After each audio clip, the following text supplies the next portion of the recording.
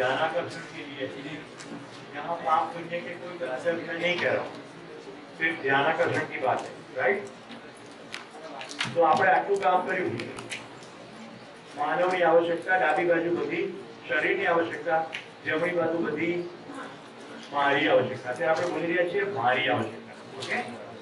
હવે હું કેટેગરીકલી પ્રશ્ન પૂછું છું, ડાબી બાજુની જે જરૂરિયાતો છે અને જમણી બાજુની જે જરૂરિયાતો છે એ બંનેમાં ટેકનિકલ ડિફરન્સ છે, ઓકે। તો પહેલા હું જમણી બાજુની જે જરૂરિયાતના નવા શબ્દો છે સમજાવી દઉં। જો મારી પાસે તમામ સમસ્યાનું સમાધાન ઉપલબ્ધ હોય અથવા એવો આત્મવિશ્વાસ ઉપલબ્ધ હોય કે ભવિષ્યમાં ગમે ત્યારે સમસ્યા આવે તો પણ પહોંચી વળીશ, તેના માટે એક ટૂંકો શબ્દ વાપર્યો, સુખ। પરિવારમાં જો બધા આવા રીતે સુખથી ભરપૂર હોય, સમૃદ્ધિનો ભાવ હોય તો જ પરિવારમાં શાંતિ હોય, નહીં તો ખીટ ખીટ ખીટ ખીટ ખીટ ખીટ ખેંચણ તાણ ચાલ્યા જ કરે। છોકરા પૈસા માંગે તો બાપા કંટ્રોલ કરે, બે ભાઈઓ વચ્ચેના જમીનના સંપત્તિના મકાનના ડખા ચાલ્યા જ કરે। ગમે એટલો પૈસો હોય પણ સમૃદ્ધિનો ભાવ ના હોય તો શાંતિ પરિવારમાં હોય નહીં। નંબર 3, આવા પરિવારો શાંતિયુક્ત પરિવારો હોય તો સમાજની અંદર તમે એમ કહી શકો મને સંતોષ છે, બધું ગોઠવાયેલું છે, મારી દીકરી 12 વાગ્યા રાતના પણ હજી આવી નથી પણ મને કોઈ પીડા નથી, વ્યવસ્થાથી મને સંતોષ છે, પોલીસની વ્યવસ્થા, રોડની વ્યવસ્થા, આરોગ્યની વ્યવસ્થા, શિક્ષણની વ્યવસ્થા, કરેક્ટ। ચોથું છે પ્રકૃતિમાં સંપૂર્ણ સંતુલન હોય, સમય સમય પર વરસાદ થાય, ગરમી વખતે ગરમી પડે, ઠંડી વખતે ઠંડી પડે, વરસાદનો સમય હોય ત્યારે વરસાદ પડે તો સંતુલન, નો સુનામી, નો ભૂકંપ, નો આનંદ। આ શબ્દો બહુ કોમન વપરાતા આવે છે। तो स्वयं में समाधान का होना माने सुख, परिवार में सभी का समाधानित होना और समृद्धि के भाव से भरपूर होना शांति। ऐसे समृद्ध परिवारों से बना हुआ समाज में जो प्रवर्तता है उसका नाम है संतोष। प्रकृति में संतुलन हो तो आनंद। હવે જો મિત્રો મેં તમને કીધું કે આપણે જમણા ખોરાકને સુખ શબ્દમાં બોલીશું વચ્ચે વચ્ચે, એક જ શબ્દ બોલીએ તો સુખ। વચ્ચે મને બ્રેકમાં જે પ્રશ્નો આવ્યા એનું કહ્યું પણ બધાનું દ્રષ્ટિબિંદુ તો અલગ હોય, તો હું તમને એનો જવાબ આપીશ। આપણે બધા ગલતીમાં અનેક અને સહીમાં એક, પૂરી માનવજાત ગલતી में અનેક, સહી में એક। તો મારું ફેવરેટ ઉદાહરણ છે, જ્યારે તમે ગણિત ભણતા હોય ત્યારે 1 + 1 2 કરોડ 11 કરોડ 22 કરોડ 5 કરોડ 7 કરોડ આખી દુનિયામાં ગણિતના પીરિયડમાં આવો સવાલ। પછી જ્યારે બધાને ગણિત આવડી જાય ત્યારે 1 + 1 2 થાય, आफ्रिकाમાં 2 થાય, અમેરિકામાં 2 થાય, અહીંયા પાલનપુરમાં 2 થાય। તો સહી में पूरी मानव जाति एक, गलती में अनेक, ओके। पहला आनी पर ध्यान देવું, સહીમાં બધા એક। તો મારો પ્રસ્તાવ જ આજે સંસારના 750 કરોડ માણસની વાત કરું છું, એને શરીર માટે આ જોઈએ છે અને જમણી બાજુનું છે પોતાના માટે જોઈએ છે, આમાંથી એક પણ ઓછું ચાલશે નહીં। તમે તમારો મહેલ બનાવી દીધો પણ બાજુમાં ઝૂંપડપટ્ટી છે ને, નોટ એક્સેપ્ટેબલ ટુ યુ। લગભગ બધા મહેલ બનાવવા વાળા એ જ કહે છે મ્યુનિસિપાલિટી વાળાને ફરી કરે કે ઝૂંપડપટ્ટી ખસે, ઝૂંપડપટ્ટી ખસી જાય પછી ઘરમાં કામ કરવા વાળા માણસો બની જાય, કારણ કે ઝૂંપડપટ્ટીમાંથી જ આવતા હોય, સમજાય છે। આપણા ભવનો બનાવનારા બધા ઝૂંપડામાં જ રહે છે। ગાંધીનગરમાં રહું છું, ગાંધીનગરમાં સતત કન્સ્ટ્રક્શન ચાલતું હોય છે, ગાંધીનગરમાં સિસ્ટમેટિકલ ઝૂંપડપટ્ટીઓ છે। જ્યારે લોકો બળાપા કાઢતા હોય ત્યારે હું તમારે કામ વાળા જોઈએ છે, ગાડી સાફ કરવા વાળા જોઈએ છે અને કન્સ્ટ્રક્શનના લેબર જોઈએ છે। ક્યાં જાય? મર્સિડીઝ લઈને આવશે અમદાવાદ? અહીંયા જ રહે। આપણે જ્યાં સુધી સમગ્રતા જોતા નથી એટલે આપણને આપણું જ સુખ દેખાય કરે, પણ સુખ આ પોતાનામાં સીમિતમાં છે નહીં। જ્યાં સુધી સમાજમાં અભાવ છે સુરક્ષા રહેવાની જ નથી। સમાજમાં જ્યાં સુધી અભાવ છે ત્યાં સુધી કોઈ સુરક્ષા નથી। તમારા દાગીના ખેંચાવાના જ ગળા નથી, કારણ કે જે અભાવમાં છે એ ખેંચી જશે। જે દિવસે એની એવી અક્કલ આવે કે સોનાના ટુકડામાં પ્રેમ, સુખ, શાંતિ, સંતોષ નથી તો એ નહીં ખેંચે। તમે ભાઈ નથી અક્કલ, તમને ક્યાં છે તો તમે શું કામ તો પછી સોનું લીધું? આપણને એમ છે। બીજો પ્રશ્ન એવો આવે તો કે આપણને આમાં સુખ તો મળે જ છે, તો હું તમને સ્પષ્ટ કરું એટલે તમે સુખમાં મૂકવાના નથી। પાંચેય સેન્સીસમાં સારું લાગે એને સંવેદનાત્મક મજા કહેવાય। ટેમ્પરરી આપણે મજા શબ્દ વાપરીશું, એટલે તમે પૂછવાના નથી। તમે પરસેવે રેડિયેટ થઈને આવી જાઓ 45 ડિગ્રીમાં, એસી 25 ડિગ્રીમાં હોય ને તો તમને એકદમ હળવું સરસ ફૂલ લાગે. હવે મને તમે કહો એનાથી તમારી પ્રેમની જરૂરિયાત પૂરી થાય? સંબંધ સારા થઈ ગયા, સમાજમાં સુરક્ષા પ્રબળ થઈ, પ્રકૃતિ સંતુલન થયું? ના થાય. સારું લાગે, પેલો માલિશ કરતો તો સારું લાગતું હતું, અચ્છા લગના અચ્છા હોના નહીં. વર્ષો સુધી આપણે બગલમાં સ્પ્રે કરી ગયા, સાંભળજો, વર્ષો સુધી બગલમાં સ્પ્રે કરી ગયા. રેફ્રિજરેશનની અંદર એ જ ગેસ વાપરી ગયા જેને કહેવાય સીએફસી, ક્લોરોફ્લોરોકાર્બન. આ સીએફસી ઓઝોનમાં કાબુ કરી દીધું ત્યારે આપણને અક્કલ આવી. અરે આ સીએફસી ના ચાલે. હવે ફ્રીજમાં, એસીમાં અને સ્પ્રેમાં ગેસ પણ લઈ ગયા. હવે તમારે કોઈ પરફ્યુમ હોય તો જોજો એમાં સીએફસી ફ્રી એવું લખેલું છે. હવે તો એ લખવાનું બંધ થઈ ગયું કારણ કે બધે પરફ્યુમ જ આવી ગયું. એટલે એ ગેસ વપરાતો જ નથી, એટલે લખવાની જરૂરિયાત નથી. ખ્યાલ આવે છે? અચ્છા લગના અચ્છા હોના નહીં. મને મારી કમ્ફર્ટ માટે મેં કાર લાવી દીધી, બરાબર, અને મને એમ થયું હવે સુખી થઈ ગયો. કારમાં જો સુખ થતું હોય તો શું જોઈતું હતું? કારે ધુમાડો કાઢ્યો, કારે ફ્યુલ માર્યું, ફ્યુલ કમાવા માટે જવું પડશે. એટલે કારને ખરીદવા માટે પૈસા જોઈશે, કારને ચલાવવા માટે પૈસા જોઈશે, પછી કારને મેન્ટેન કરવા માટે પૈસા જોઈશે. એટલે કમાવા દોડવું પડશે કે નહીં? આ બધું કમાવા દોડ્યા પછી એટલે કે જીવનમાં ક્યાંય મળવા ધ્યાનથી હોય તમે જાતે તો ઉપાધિ તો શું હું એમ કહું કાર ના જોઈએ? એવું જરાય કીધું નથી. મેં જે નથી કીધું એ મહેરબાની કરીને સાંભળી ના લેશે. હું તો બહુ સ્પષ્ટ કહેનારો છું કે તમને દૂરગમનની જરૂરિયાત છે, ઓકે, પણ એ શરીરની જરૂરિયાત છે, મારી જરૂરિયાત. આટલું ક્લિયર થયું? હવે બોર્ડ ઉપર કામ કરીશ. ડાબી બાજુની જરૂરિયાત અને જમણી બાજુની જરૂરિયાત પર ટેકનિકલ ડિફરન્સ શું અમારો બોલો?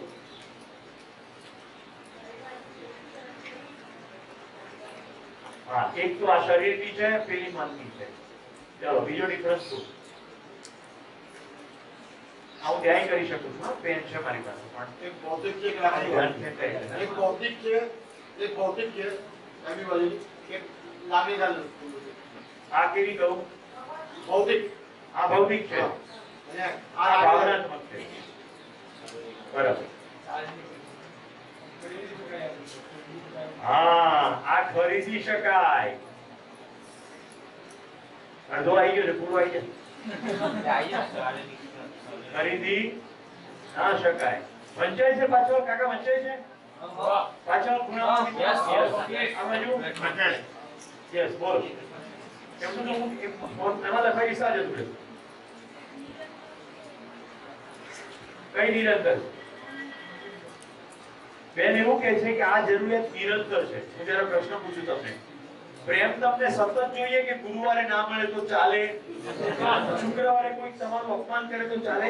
સન્માનની જરૂરિયાત નિરંતર છે કે ક્યારેક ક્યારેક જ છે? મિત્રો આ જોવા ચાલે ચાલ. સુખ શાંતિ સંતોષ આનંદ સતત જોઈએ કે અમુક અમુક વખતે મળે તો ચાલે? આ નિરંતર છે અને આ સામૂહિક છે. દિવસમાં 3 વાર ખાવા જોઈએ પણ પ્રેમ આખો દિવસ જોઈએ. સન્માન નિરંતર જોઈએ, શાંતિ નિરંતર જોઈએ, સુખ નિરંતર જોઈએ. એવું થાય છે કે એપ્રિલમાં ભલે સુનામી આવતું, માર્ચમાં નહીં આવે ચાલે. ના, સુનામી એપ્રિલમાં ના જોઈએ. કોઈને મંજૂર છે ભૂકંપ? કે ગયા વખતે 26 જાન્યુઆરી હતા, આ વખતે 15 ઓગસ્ટ આવે તો વાંધો નથી.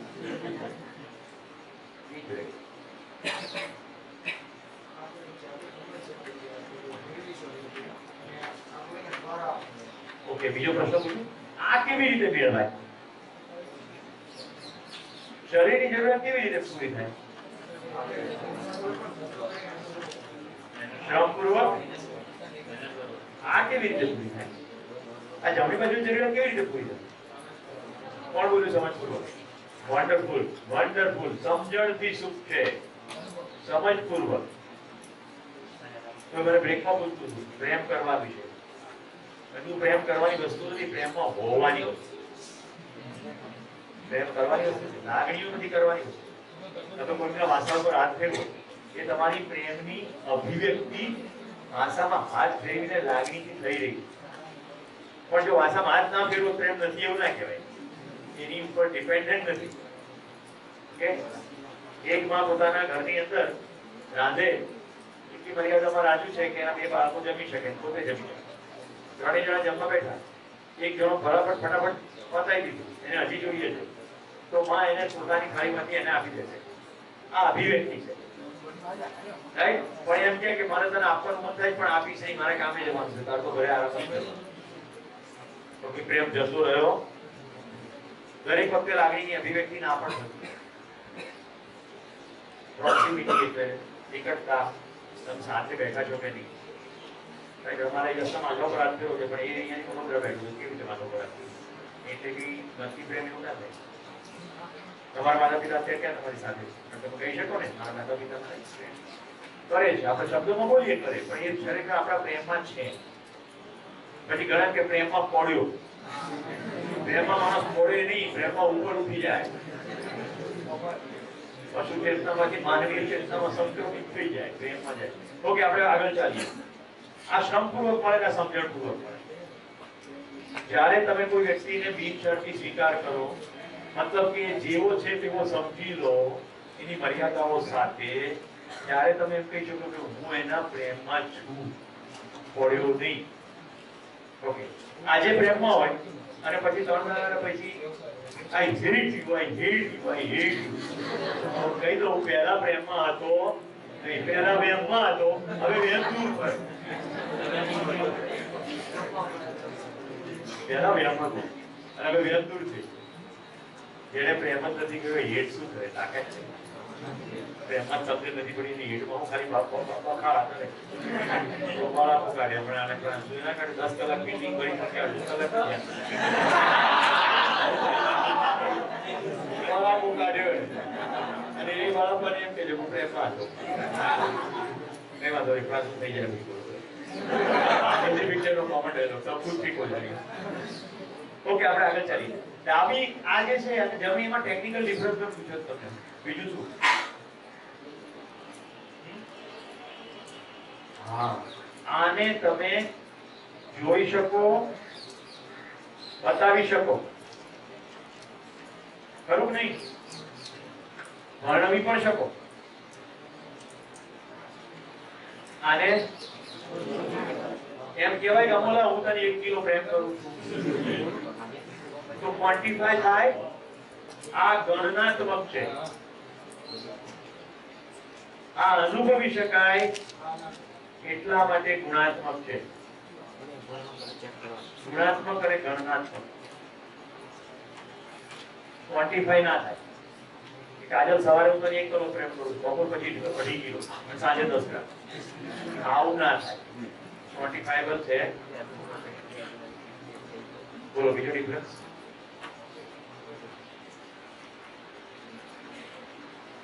સૌથી એક મહત્વનો ડિફરન્સ આ છે. બોલો ડિફરન્સ બોલો. અહીંયા જોવો એટલે ખબર પડે. આ તમારી વાત થઈ છે, મારી વાત થઈ રહી નથી. એટલે સવારે બહુ વિગતે મેં કહ્યું કે હું બોલું તો તમારી અંદર પડઘો પડે છે. તમારે જોવાનું છે શું થઈ રહ્યું. યસ, આ બાજુનું એ કોકને ગિફ્ટ કરી શકાય, આ ગિફ્ટ ના કરી શકાય. એટલે ડાબી બાજુની વસ્તુ આપી શકાય, આપી શકાય. આ વસ્તુ ના. એટલે અહીંયાથી કોઈએ કીધું કે આ બીજા દ્વારા પણ થાય, રાઈટ? બીજા દ્વારા મળી શકે. બહુ સુંદર તફાવત છે આ. અને અનિલભાઈ પૂછવા આવ્યા કે તમને ચા લઈ આવું, તો મને કોઈ બીજું ચા આપી શકે તો મારી આહારની જરૂરિયાત પૂરી થઈ ગઈ. આમાં એવું થાય ખરું કે અનિલભાઈ તમે સમજી જશો એટલે મારે ચાલશે. શું લાગે છે દીદી? ચાલ, તું સમજી જાય એટલે મારે ચાલે. ઓકે, તને સંતોષ થઈ ગયો એટલે મને સંતોષ થઈ જાય. તું પ્રેમમાં હોય એટલે હું પ્રેમમાં હોઉં. એટલે પેલું બીજાને દ્વારા મળી શકે, આ તો જાતે જ કરવું પડે. અને એટલા માટે અહીંયા માણસનો મહિમા છે. પ્રત્યેક વ્યક્તિ સમજી શકે છે, પ્રત્યેક વ્યક્તિ પૃથ્વીની સમજી શકે છે અને એને જાતે જ સમજવું પડે. અમારા જેવા પ્રબોધકો ખાલી સમજણની દિશામાં તમને આંગળી ચીંધે છે. તમને સમજ આપી શકું નહીં. સમજ એક્સચેન્જેબલ નથી. પ્રેમ જેમ એક્સચેન્જેબલ નથી, એમ કે હું એને પ્રેમ કરું છું, એ મને કરતી નથી, એ વાતમાં જ દમ નથી. એ કોઈ એક્સચેન્જ કેવી વસ્તુ જ નથી. ભૌતિક છે ને એટલે એક્સચેન્જ થાય. પેન છે તો આપી શકે, ભૌતિક નથી. એટલે પ્રેમ આપવાની વસ્તુ નથી. લાગણીઓનું આદાન પ્રદાન થાય, શબ્દોનું આદાન પ્રદાન થાય, નોટનું આદાન પ્રદાન થાય. કોલેજમાં નોટનું આદાન પ્રદાન કરો, ઘણા એવા વેપમાં આવી જાય. દાખલા તરીકે હું અમિતની સાથે ભણતા હોય તો અમિતની તું નોટ આપી, અમિતની નોટ આપી, તો બધા પ્રાંતિક બધા કહેતો બોલ્યો કે આપણે નોટ આપી. પછી ધીરે ધીરે અમિત એમ કે તમે આપો છો એટલે હું આપું. નોટ લેતી વખતે જરા સ્માઈલ કરે. હવે એને અસાઇનમેન્ટના લચ્છા વાગ્યા, નોટ ના મળે તો એને ઈટી આવી એટલે સ્માઈલ કરે ને, તો આપણે વખતે વેપમાં આવી જઈએ. બસ ઈલું ઈલું આવો એમ ચાલે ત્યાં સુધી ઈટી ના થાય ત્યાં એ બધી એક્ઝામ પૂરી થઈ જાય એમ નહીં મહસૂસ નહીં કરવાનું.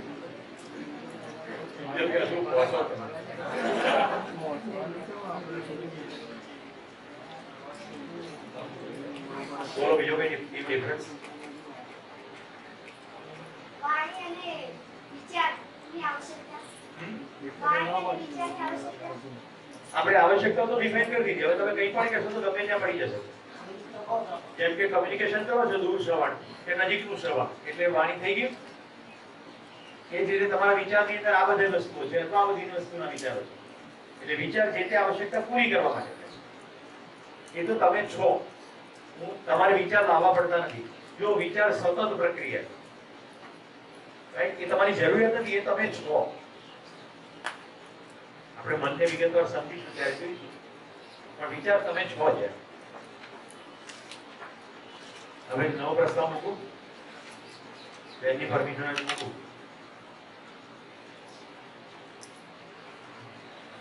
આ મારી જરૂરિયાત છે. અત્યાર સુધીના શાસ્ત્રોમાં મારા વિશે ખૂબ બધા નામો પાડવામાં આવે. હું આત્મા છું, રૂહ છું, સોલ છું, રાઈટ. જીવન વિદ્યામાં આનું નામ પાડવામાં આવ્યું જીવન. હું જીવન છું, શરીર ચલાવું છું. હું શરીર નથી. હું શરીરથી અલગ એક નિશ્ચિત વાસ્તવિકતા છે. એટલે આ શિબિરનું નામ જીવન વિદ્યા શિબિર છે. મારી વાત થઈ રહી છે અહીંયા. ઓબ્જેક્ટિવલી મારો સ્ટડી થઈ રહ્યો છે. કોઈ બીજાની વાત થઈ રહી. હું જ્યારે મારી બોલું ત્યારે તમારી અંદર મારી સંભળાય છે ને, એટલે હું મારી બોલું છું. એટલે વાત તમારી મારી થઈ રહી. એ રીતે જોયું. આજથી હવે 4 દિવસ શિબિરમાં જીવન શબ્દ જેટલી વાર બોલું ત્યારે તમે જેને જીવન અત્યાર સુધી માનતા આવ્યા હતા, જિંદગી, લાઈફ સ્પાન, હું સ્પાન ઓફ લાઈફને કહી રહ્યો નથી, હું મારી વાત કરી રહ્યો છું. તો હિન્દીમાં मैं जीवन हूँ, शरीर को चलाता, मेरी जरूरत सुख शांति संतोष आनंद है, मेरे शरीर की जरूरत आहार आवास अलंकार दूरगमन दूरदर्शन दूरश्रवण है. मेरे शरीर को चाहिए सुविधा, मुझे चाहिए सुख. मेरे शरीर को चाहिए सुविधा समय समय पे, मुझे चाहिए निरंतर सुख.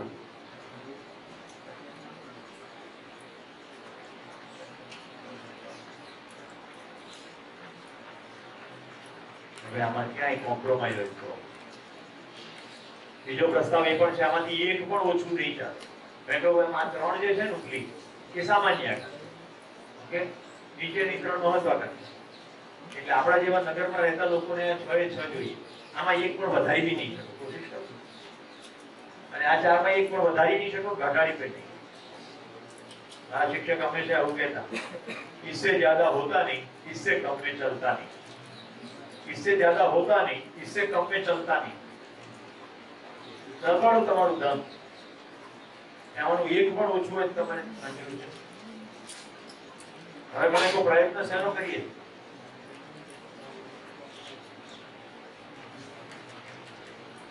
આપણા જાગૃતિના સમયમાં મેક્સિમમ શેનો પ્રયત્ન કરીએ? શું મેળવવાનો પ્રયત્ન? સુવિધા. સુવિધા મેળવવાનો પ્રયત્ન કરીએ. અને પેલા રીતિબેન આશીર્વાદ આપે પ્રમાણે સુવિધામાં સુખ મળશે એવા ભ્રમમાં જીવીએ. એટલે વધુ સુવિધા ભેગી કરવાની કોશિશ કરી. સુવિધામાં સુખ છે નહીં એટલે મળશે નહીં. મોહન થાળ ખાવ તરસ વધવાની સમાપ્ત થઈ જશે.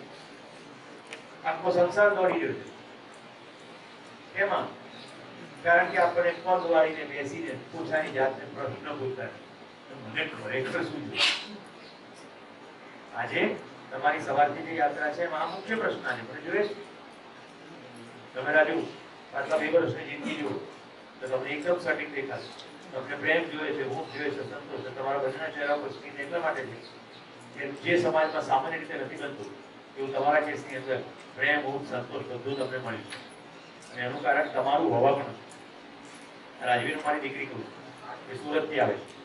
નામ પણ મેં એને પાડ્યું છે અને એને એટલું બધું ગમ્યું છે સ્પોન્ટેનિયસલી પાડ્યું છે તો પણ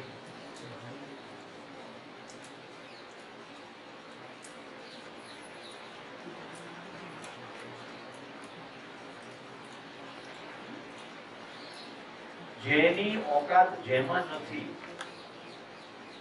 એની પાછળ સમય બગાડવો એ ડાભરનું કામ છે, મૂર્ખાઈનું કામ. તો આપણે જમનો હાથ ઊંચો કરીએ અને ચાલ તૈયાર છે. જે લોકો હજી ભણી નથી રહ્યા એમને મેં જે નથી કીધું એ સાંભળી ના લેતા. મેં એવું નથી કીધું ઘર ના જોઈએ, ગાડી ના જોઈએ કીધું નથી. પણ એ મેળવવાના પ્રયત્નોની સાથે સાથે આ મેળવવાના પ્રયત્નો કરવા પડશે કે નહીં. એટલે પેલો માણસને ચત્તો પાઠ પડી જતો બતાવ્યો. તમે કહો આ બધું મળી જાય ને પછી આ લઈશું. એક સરસ હેમંત ચૌહાણનું ગીત છે, આજે ભજશું કાલે ભજશું ભજશું સીતારામ પહેલા રહેવાના કરી લ્યો ઠામ. પછી કરશું. પહેલા આપણે ઘર બનાવીએ.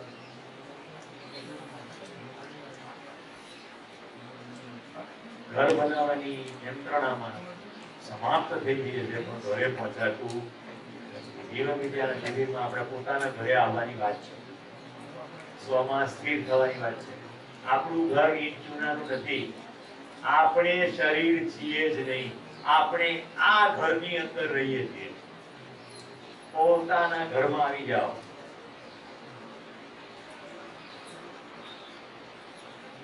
મિત્રો શુદ્ધ તર્ક તમારી સામે મૂકવામાં આવી રહ્યો છે. કોઈ પુસ્તકમાંથી કહેવામાં આવી રહ્યું નથી. કોઈએ કીધું કે ફલાણા સ્વામીજીએ કીધું એટલે નથી. તમે જુઓ તમારી અંદર આમ દેખાય છે કે તમારી જરૂરિયાત નિશ્ચિત શું છે, એને પૂરી કેવી રીતે કરી શકાશે.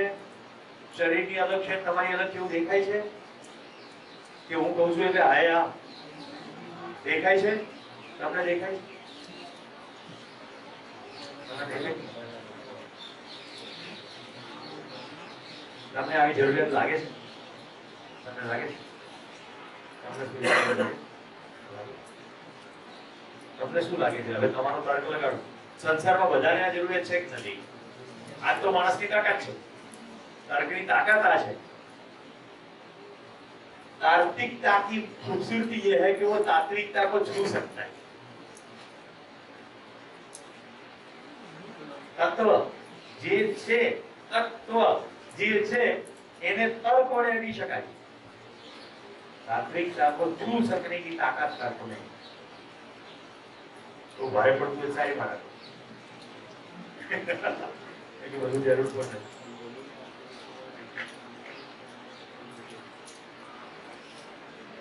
आवश्यकता पूरी करवा માટે હવે શું કરવું પડશે?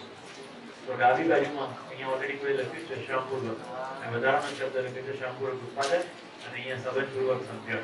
હવે આ સમજીએ એના માટે હું કોઈ એક દીકરા સાથે વાત કરું છું। ભાઈ ઉભા થા। પેટ્રોલનો કેટલો ભાવ? પેટ્રોલ છે 72 રૂપિયા। હાલો હું એની સાથે વાત કરું છું, તમે સંવાદ સાંભળો। 72 રૂપિયા પેટ્રોલ સ્ટેશન કરવા જઈએ ત્યાં નોઝલમાંથી જે નીકળે એનો 72 રૂપિયા, રાઈટ? એનું જે હોલસેલર હોય જે બધા પંપોને સપ્લાય કરતો હોય ત્યાં રફલી કેટલો હોય? અડધી કિંમત એટલે લગભગ 35 રૂપિયા। એ જ્યાંથી રિફાઇનરીમાંથી બહાર નીકળતો હોય રિફાઇનરીમાં ત્યાં લગભગ કેટલી કિંમત છે? લગભગ એસ્ટિમેટ કરો, આપણે કઈ કોઈ બાર્ગેન કે કઈ ખરીદવાનો કોઈ કોન્ટ્રાક્ટ કરવાનો નથી, એટલે કે ફસાવાનું નથી। 10 રૂપિયા 30 રૂપિયા ઓકે। જ્યાં બોમ્બે હાઈમાંથી નીકળે છે, જ્યાં ડ્રીલ થાય છે એક્ઝેક્ટ ત્યાંથી નીકળે છે એ જગ્યાએ એના કેટલા રૂપિયા? અમારા 0. મિત્રો પેટ્રોલ કે ડીઝલ તો પ્રકૃતિમાંની ભેટ છે, એનો એક પણ રૂપિયો નથી. તો આ 72 રૂપિયા શેના છે?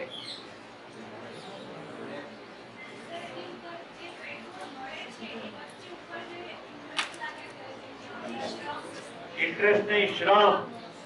પેલો ડ્રીલર ડ્રીલ કરે ત્યાંથી લઈને ઠેઠ નોઝલમાંથી બહાર નીકળે ત્યાં સુધી માનવીય શ્રમ છે. તો 72 રૂપિયા માનવ શ્રમના ચૂકવીએ છે. પેટ્રોલ તો મફત છે. તો શ્રમપૂર્વક ઉત્પાદન કોઈને કરવું પડશે. ઉત્પાદન વગર સુવિધાઓ ઉપલબ્ધ નથી. હવે જો આપણે ઉત્પાદન ના કરતા હોઈએ અને સતત ને સતત કોઈ ઉત્પાદક જ કર્યા કરતું હોય અને એની સાથેનો આપણો વ્યવહાર યોગ્ય ના હોય, શું થાય? કોઈ સતત મજૂરી કરે ત્યાં કરી જાય, તમે વાપરી જાઓ અને એની સાથેનો વ્યવહાર તમારો બરાબર ન હોય તો શું થાય? સમાજમાં અવ્યવસ્થા થાય, વિદ્રોહ થાય કે ના થાય? તો હવે મને કહો, જો સમજણ કોને કહેવાય, જાણવું કોને કહેવાય? આ જો તમારી અંદર ઉતરી ગયું હોય, જેટલી વસ્તુ મળે છે તમામ વસ્તુમાં શ્રમ છે. જેમ કે રોટલી આવે તો અહીં પેલા ખેતરમાં કેટલું બધું ખેડૂતો શ્રમ કરે, કંઈક વાવવું, લણવું, પછી બધી પ્રોસેસમાંથી સફાઈ કરી દાણા મોકલવા, હોલસેલમાં જાય, પછી રિટેલમાં જાય, કેટલા મજૂરો એને ઢોળે, એને કેરી કરે, પછી ક્યાંક તમારે ઘરે આવે દળનું થાય, સફાઈ થાય, પીલાય અથવા ધરતીએ જાય, પછી એની પરથી રોટી બને. કેટલા બધા લોકોનો શ્રમ થયો.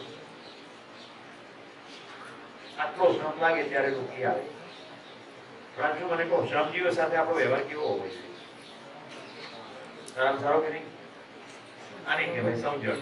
હું કહું છું એટલે નહીં, જો તમારી અંદર ઉગ્યું હોય તો આને કહેવાય જાણવું. એક પણ પ્રોડક્ટ શ્રમ સિવાય આવતી નથી. તમે વ્યક્તિને પિન પોઈન્ટ કરીને આઈડેન્ટિફાઈ કરી શકતા કે કોણે આ શ્રમ કર્યો. કરી શકો? નહીં કરી શકો ને? તમે કોઈ કન્સ્ટ્રક્શન યુનિટમાં જાઓ તો ત્યાં લેબર કામ કરતા હોય તો તમે એકલાને કહી શકો કે આટલા માણસોએ મકાન બનાવ્યું, પણ ઈંટોમાં કોણે ઈંટો ભઠ્ઠામાં કામ કર્યું તમે ક્યાં કર્યું? એ જ રીતે સિમેન્ટના ભઠ્ઠામાં કામ કોણે કર્યું, ક્યાં કર્યું? પાણી ટોટીથી પાણી છાંટતા હોય, પણ પાણી ક્યાંથી કેરી થાય છે, કઈ જગ્યાએ બોર કર્યો, કઈ જગ્યાએ પાઇપો કેટલા મજૂરી ઉતારી, એ ક્યાં ખબર? તો બહારના ઘરની અંદરથી બહાર નીકળો તો શ્રમજીવીઓ પ્રત્યે કેવો વ્યવહાર હોવો જોઈએ? આવું ખબર પડે છે? આને કહેવાય જાણવું, આને કહેવાય સમજવું. કે અંદર ઉગે ખબર પડે. હવે અહીંયા આવીએ, સંબંધપૂર્વક સમજણ. પેલી બાજુની ખબર પડી ગઈ, શ્રમપૂર્વક ઉત્પાદનથી મળે. હવે સંબંધપૂર્વક સમજણ એટલે શું? મને પ્રેમ જોઈએ છે, મને સુખ જોઈએ, શાંતિ જોઈએ, સંતોષ જોઈએ, આનંદ જોઈએ. એ તમને 4 સ્પેક્ટ્રમ બતાવ્યું. તો ઘરમાં માણસો સાથે, બજારમાં જાવ ત્યાં માણસો, દવાખાના, નિશાળો, બધે માણસો, જ્યાં જ્યાં જશો ત્યાં બધે માણસો. અને જે પ્રકૃતિની આપણે વાત કરી રહ્યા છીએ ત્યાં પણ શોષણ અથવા પોષણ અથવા ખેદાખેદાર કરનાર પણ તો માણસો જ, બધે જ માણસો. તો માણસો સાથેનો સંબંધ સમજાય અને આ બધું જ કેવી રીતે ઇન્ટરપ્લે ચાલી રહ્યું છે એ સમજાય તો એ બધું મળે.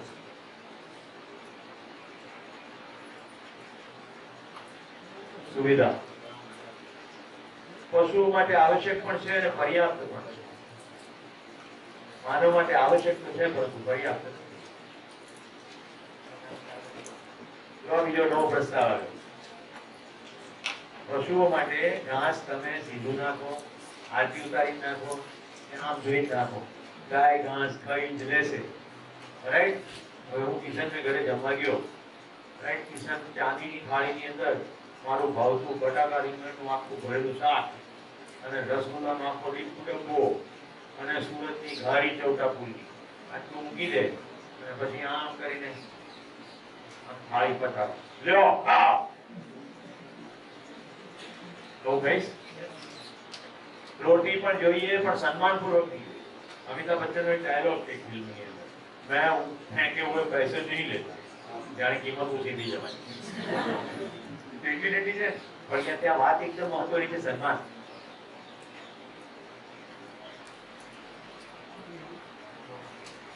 મિત્રો આપણે સૂક્ષ્મ યાત્રા કરી રહ્યા છીએ. જોજો આવી બાજુ મેં એક શબ્દ લખ્યો, પશુ. પશુઓ માટે આવશ્યક તો છે અને પર્યાપ્ત પણ છે. એને સુવિધાથી વધારે કશું જોઈતું નથી, એને મોબાઈલ નથી જોઈતો, એને આહાર આવાસ બે જોઈએ છે. અલંકાર એ જાતે બનાવી લે છે. રાઈટ, જરૂર હોય તો આવાસ જ એનો અલંકાર છે. માણસના કેસમાં આ પૂરતું થઈ પડતું નથી.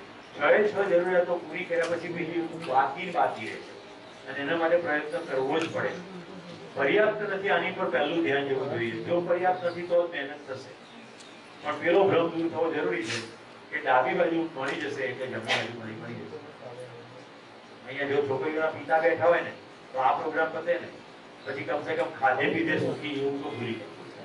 એટલે ખબર પડે કે ખાધે પીધેથી સુખી થવાનું, ખાધે પીધેથી ખાવા પીવાનું હોય.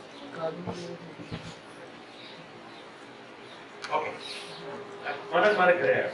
કિશનને જઈને કેવું કહે છે, સુરેશભાઈને ઘરે ગયા, કલાક બેઠા, કોઈએ ચા પાણીનો પણ ભાવ ના પૂછ્યો.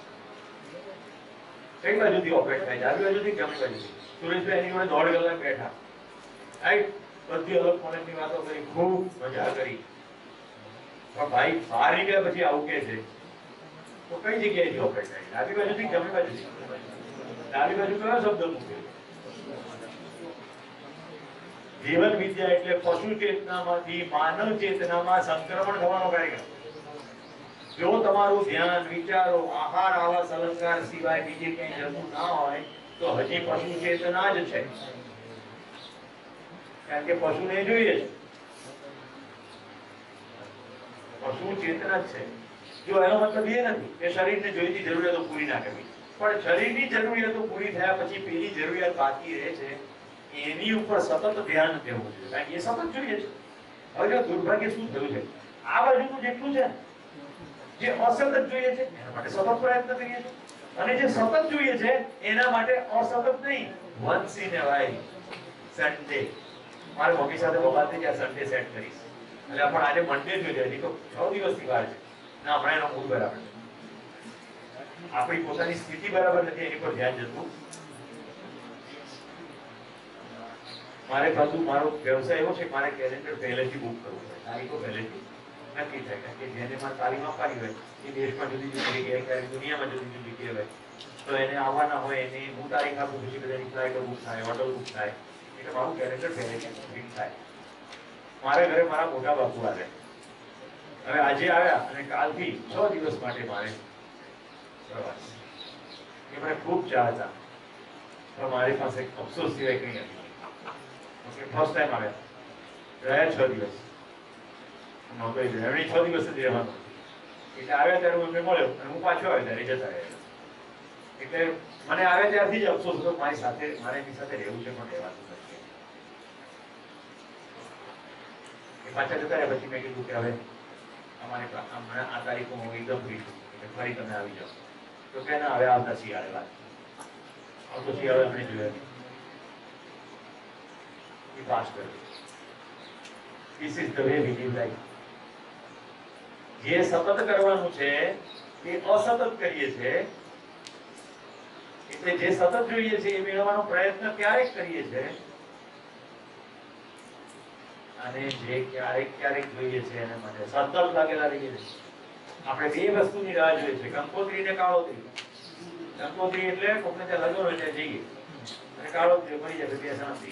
મનમાં થાય તો ઘણું ત્યાં ત્યાં મળવા જેવું છે, થાય તો ઘણું, કેટલા ધ્યાન જાય છે આપણી વસ્તુ ઉપર. જોઈએ છે પ્રેમ, મળવું પડશે, પ્રેમ અભિવ્યક્ત કરવો છે, કન્સર્ન છે, તમને ચિંતા છે, કોઈની નિસ્બત છે, તમારે માર્ગદર્શન આપવું છે અથવા મેળવવું છે, મળવું તો પડશે, વાત તો કરવી પડશે, સમય તો કાઢવો પડશે, વોટ્સએપ કરવા પડશે. આ ભાઈએ બ્રેકમાં મને લખ્યું મારે કલામ સાહેબ નો વિડીયો જોવો છે, એવું લખાય કલામ સાહેબ નો વિડીયો મોકલો. જોવો છે ભાઈ, જોવો લખાડું તો જોઈશ ને. તો તમે મારી સાથે પિતા જેવો સંબંધ ધરાવો છો તો સીધું કહેવાનું જોઈએ, પણ વિડીયો મોકલો વોટ્સએપ વધારે મોકલી દો. અહીંયા તે અંગ્રેજીનો મુદ્દો છે, ખાલી બ્રેકમાં થોડા વહેલા આવી જજો અંગ્રેજો. 3 મિનિટનો વિડીયો વધારે ખૂબ વહેલું આવે, અને પેલા લોકો આવી જાય તો એમણે થોડીક વાર માટે જોવાનું કે અંગ્રેજીમાં આવું બોલું.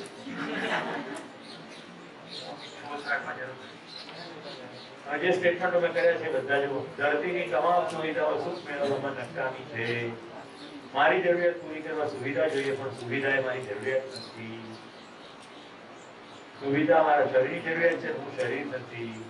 મારી જરૂરિયાત છે સુખ, જે મળે છે સમજ. એટલી સિદ્ધાંત.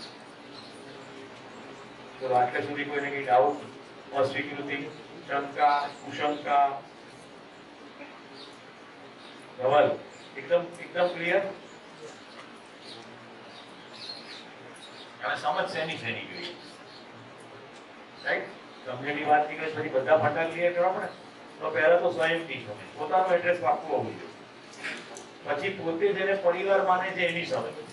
હજુ પરિવાર એટલે જે ઘરે આવીને મળ્યા છે એ પરિવાર નહીં. તમે જેને પરિવાર માનો છો તે પરિવારની સમજ. આપણે પરિવારને પણ વ્યાખ્યાયિત કરવું. અત્યારે ટૂંકમાં કહીશું, જો પાર લગાડે वो है परिवार. પાર લગાડે એટલે મારી સંપૂર્ણ જરૂરિયાતો પૂરી કરી દે. સુખ, શાંતિ, સંતોષ અને આનંદની મારી જરૂરિયાતમાં જે મારા સહયોગી થાય એ મારો પરિવાર. તમારી સાથે હું જલસામાં છું તો તમે મારો પરિવાર. એટલે મેં સવારે કીધું કે આ પરિવાર વિધિથી સીમિત થઈ ગયો. હું કોઈ આપનાર છું, તમે કોઈ લેનાર છો એવું નથી. કોઈ ઉપર છે, કોઈ નીચે છે એવું પણ નથી. કોઈ આગળ છે ને તમે પાછળ છો એવું પણ નથી. બરોબર માઇન્ડ આવી? સ્વયંની સમજ, પછી પરિવારની સમજ, પછી સમાજની સમજ. સમાજ કોને કહે? અત્યારે સમાજ છે જ નહીં. અત્યારે જે છે એને સમુદાય કહેવાય. રાઈટ? પટેલ સમાજ ઉભી છે. કડવા ને લેવા ને આંજણા ને ગઢવાડા ને ઉમરવાડા ને તળપદા ને કેટલાય ઘણા હમણાં મેં નામો સાંભળ્યા. મોણપરા ને. મને પૂછે તમે કેવા? પછી અમે સ્વીટ પટેલ, મીઠા પટેલ. એવું કેવી રીતે? હું ચાકી જેવો. આ સમાજ નથી, આ બધા સમુદાય. સમુદાય ને સમાજમાં શું ફરક? કોઈ એક નિશ્ચિત હેતુ માટે થોડાક લોકો ભેગા થઈ જાય, જે હેતુ ખાલી એમને જ સ્વીકાર્ય હોય, બીજા કોઈને સ્વીકાર્ય હોય નહીં, એને સમુદાય કહેવાય. સમાજ કોને કહેવાય? માનવનો જે હેતુ છે એ હેતુની પુષ્ટિ માટે જે એકઠા થાય એને સમાજ કહેવાય. આપણી જો માનવ તરીકે બીજો ખબર પડી ગઈ હોય કે મારી જરૂરિયાત સુખ, શાંતિ, સંતોષ, આનંદની છે, તો આ ચાર જરૂરિયાત પૂરી કરવા માટે જે લોકો એકઠા થઈને પ્રયત્ન કરે, સિસ્ટમેટિક વેમાં કરે, નિયમિત રીતે કરે, એને સમાજ કહેવાય. આપણે એવો સમાજ રચવો છે. તમારું સ્વાગત છે.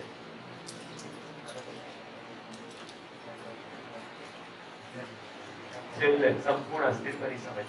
તમે લોકો એક કામ કરી, આપણે સ્વયંની સમજ રાખો, બાકી નહીં સમજવું તો ફરી પાછું પેલી જરૂરિયાત ઉપર જવું પડશે. કે સમૃદ્ધિનો ભાવ પરિવારમાં લાવવાનો છે, એટલે પરિવારની સમજ મેળવવી પડશે. પરિવાર જોતાની સાથે સંબંધો આવશે. માતા, પિતા, ભાઈ, બહેન, પુત્ર, પુત્રી, મિત્ર, સાથી, સહયોગી. 7 જ સંબંધો છે, એથી વધારે સંબંધો પણ નથી. તો સંબંધો સમજવા પડશે. આવો સંબંધયુક્ત જીવતો પરિવાર બીજા પરિવાર સાથે સંકળાયેલો છે. પછી શિક્ષણ, આરોગ્ય, નાણાં, પરિવહન, આ બધું તો વ્યવસ્થાઓ કરવી પડશે.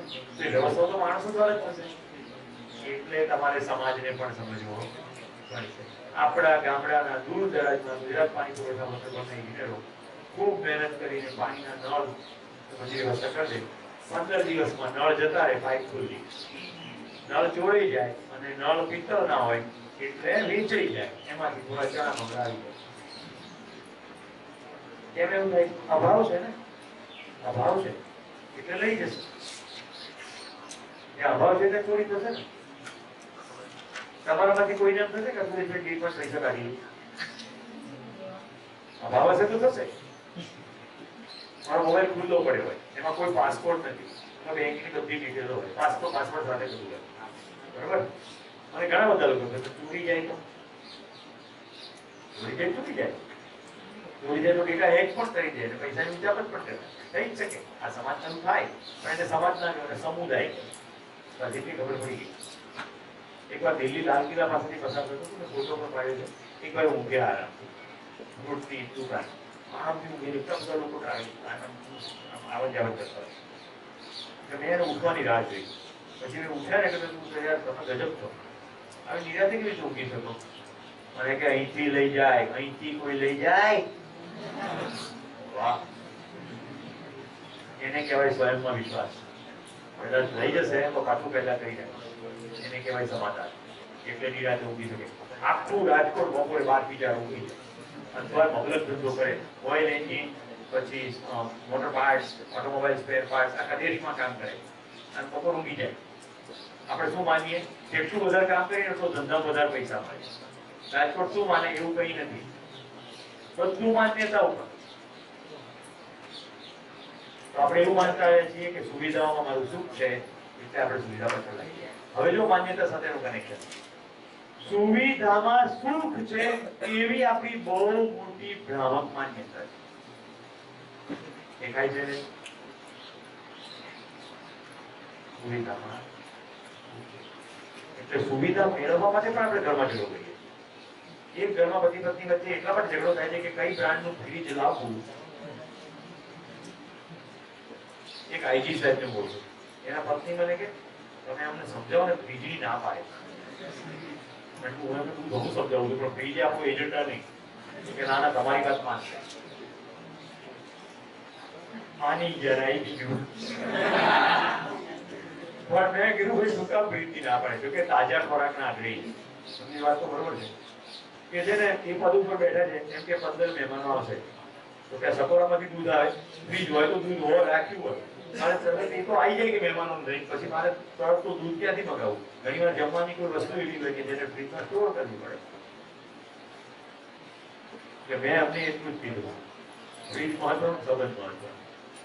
એક ફ્રીજને માટેથી લાવવું નહીં લાવવામાં તમે પત્ની સાથેના સંબંધો બગાડી ગયા. લાવી દો પિયર ફ્રીજ, ઝીણી છૂછા વસ્તુમાં હું એનર્જી બગાડો. લાવી દીધું. પછી ટીવી બી આવી ગઈ, કારણ કે ટીવી બી નહોતું. સમજાય છે? ખબર આપણે સુવિધા મેળવવામાં સબંધની પથારી ફેરવી નાખી છે. પછી એમ કે આટલી સુવિધા મળી જશે ને એટલે સંબંધ સરસ થઈ જશે. ત્યારે સુવિધાથી સંબંધ સરસ થાય એમ નથી.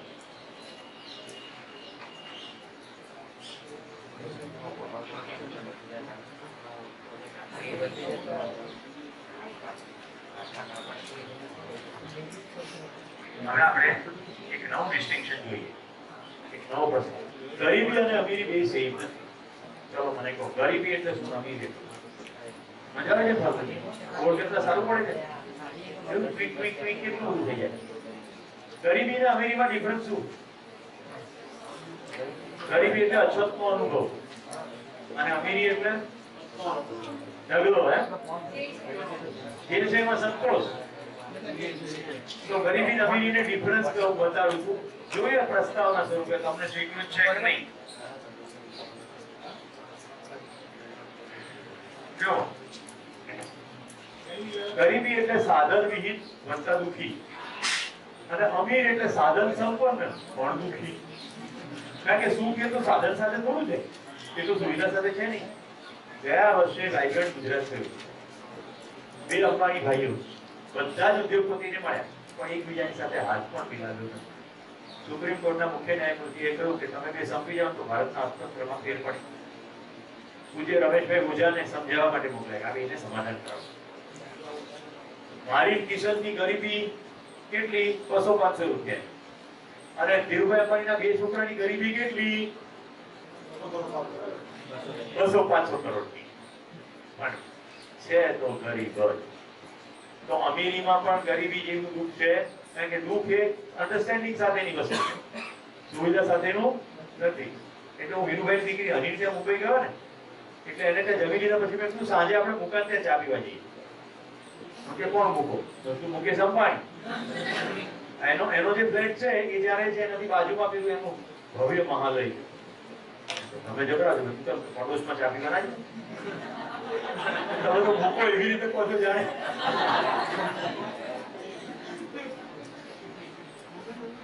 મજાક કરું છું.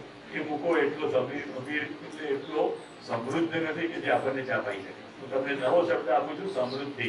જો નીચે સાધન સંપન્ન અને સુખી. સમૃદ્ધિ એટલે અભાવ કા અભાવ. અભાવ કા અભાવ. ઘરમાં અભાવ નથી એવું ભાવ જયારે થઈ જાય એટલે અભાવ ડિસ્પ્લેસ થઈ જાય ત્યારે સમૃદ્ધિ. ખ્યાલ આવે છે? કેટલા પૈસા એકઠા કરીએ તો સમૃદ્ધિનો ભાવ આવે? 0 એને વેરાયટી લેવા દેવા નથી. સમૃદ્ધિનો ભાવ તો સમજણથી આવે. આપણે આમ ડાયલોગમાં સારું લાગે, થોડા હે થોડીની જરૂરત. ડાયલોગમાં સારું લાગે, एक्चुअली એવું છે જ નહીં. જરૂરત નિશ્ચિત है, થોડી की जरूरत नहीं है, निश्चित है. પેલું સતત જોઈએ જમણી બાજુ વાળું અને ડાબી બાજુ વાળું સમય સમય પર. ઠીક છે. ઓ અમીર થવું છે, સમૃદ્ધ થવું. ઘણા શબ્દોનો બેન અમીર હવે એવું બોલ્યા, અમીર એટલે એને સંતોષનો ભાવ. અમીર એટલે સંતોષનો ભાવ નહીં, અમીર એટલે સાધનો ભેગા થઈ ગયા, પણ દુઃખ તો ઊભું ઊભું જ છે. એક કોથળા જેવો છોકરો છે પાણી. હમણાં કઈક વજન ઘટ્યું સમાચાર આવે હોય ને, કઈ કઈ નકલી ચોકલેટો ખાતા કરો, પીઝા ખાતા હશે, શું ખાતા હશે. હવે જો તમારે મારે 3-4 રૂમનું ઘર હોય, કઈક ખેતરવાળાને તો એક બહુ મોટી જગ્યા હોય, રૂમ ભલે 2-3 હોય પણ જગ્યા ડેટા નથી. પણ છતાં આપણને રહેવા માટે કેટલું જોઈએ જગ્યા. હું એમ પ્રસ્તાવ મૂકું છું તમારી સામે, પૃથ્વી પર દરેક માણસને વ્યક્તિ દીઠ 10x10 ની જો જગ્યા મળી રહે તો એના માટે કમ્ફર્ટેબલ છે. અને અત્યારે પૃથ્વીના ક્ષેત્રફળને માનવની વસ્તી વડે ભાગી નાખીએ તો દરેક માણસને પોતાનું ઘરનું ઘર મળે, ત્યાર પછી પણ 50% થી વધુ પૃથ્વી ખાલી રહી જાય. એટલી બધી ઓલરેડી જમીન ઉપલબ્ધ છે. આવશ્યકતા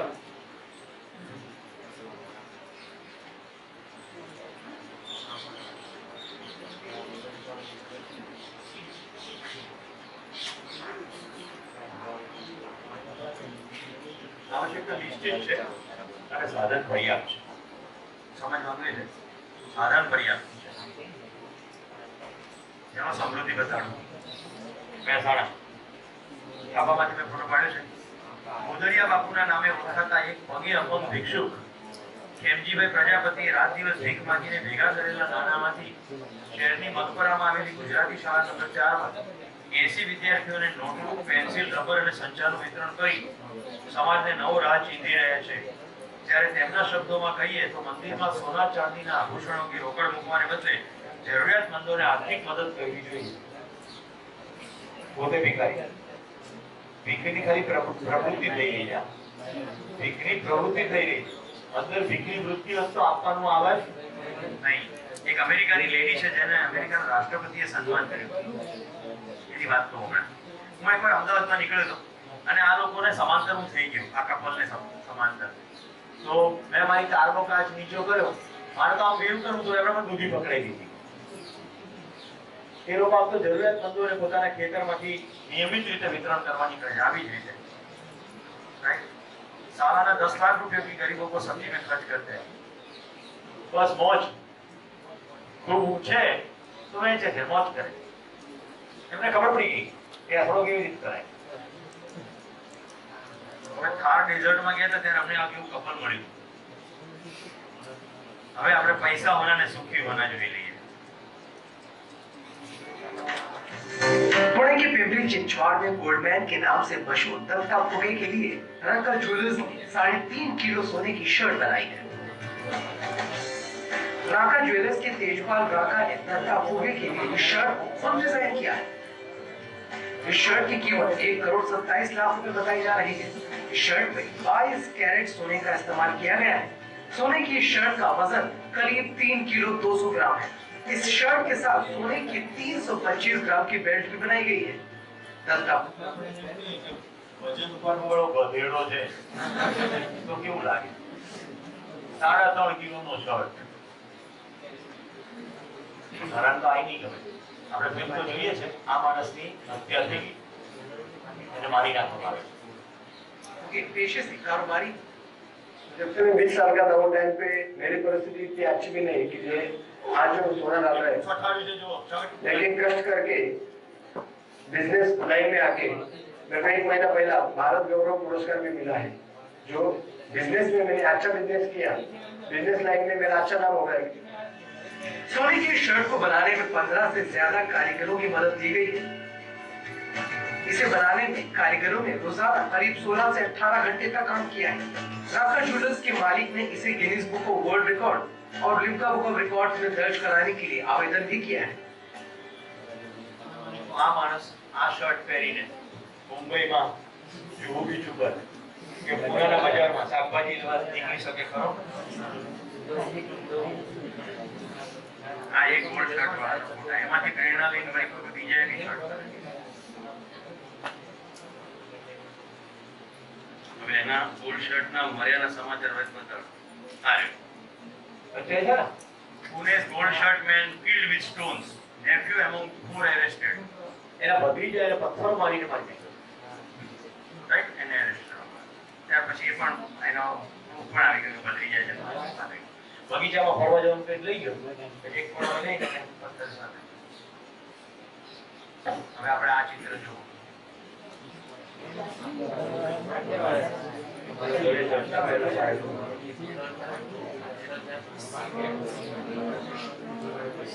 સોનાના શર્ટને બટકા ભરાશે. શરીરની આવશ્યકતા સોનું છે. શરીરની આવશ્યકતા સોનું છે. હવે સાદું શર્ટ પહેરીને કોટનનું ફરતો હોત ને તો હજી હોત. હોતમાંથી હતો થઈ ગયો.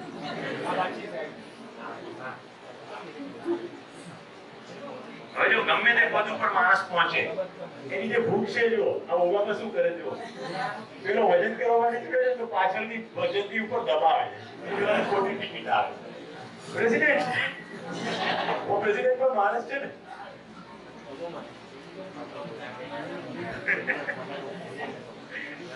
ઠીક છે. પછી આ જોઈ લો. યુરિયા જેવા પદાર્થોથી દૂધ ઉત્પાદન વધારતી મંડળીઓનું ઓડિટ થશે. હમણાં મને એક વિડીયો મળ્યો તો એમાં 2-3 કેમિકલો ભેગા થઈને રેલવે ની અંદર ચા મળતી હોય, રેલવે સ્ટેશન ઉપર. એનો કમ્પ્લીટ વિડીયો હતો કેવી રીતે ચા પીવડાવે. આ યુરિયાનું તો સ્કેમ દેશના ઘણા રાજ્યોમાં યુરિયામાંથી દૂધ બનાવવાની પ્રવૃત્તિ. દેખાય દૂધ જેવું, અને દૂધનો થોડો પાક નાખે એટલે એમાંથી દહીં પણ બને. પણ ખતરનાક. યુરિયા થોડું પીવાય, ખવાય. કેમ આવું થાય છે ભાઈ? કારણ કે આપણી સુખ અંગેની માન્યતાઓ. જોઈએ આપણે સુવિધાની પાછળ દોડવાના કારણે શું કર્યું છે.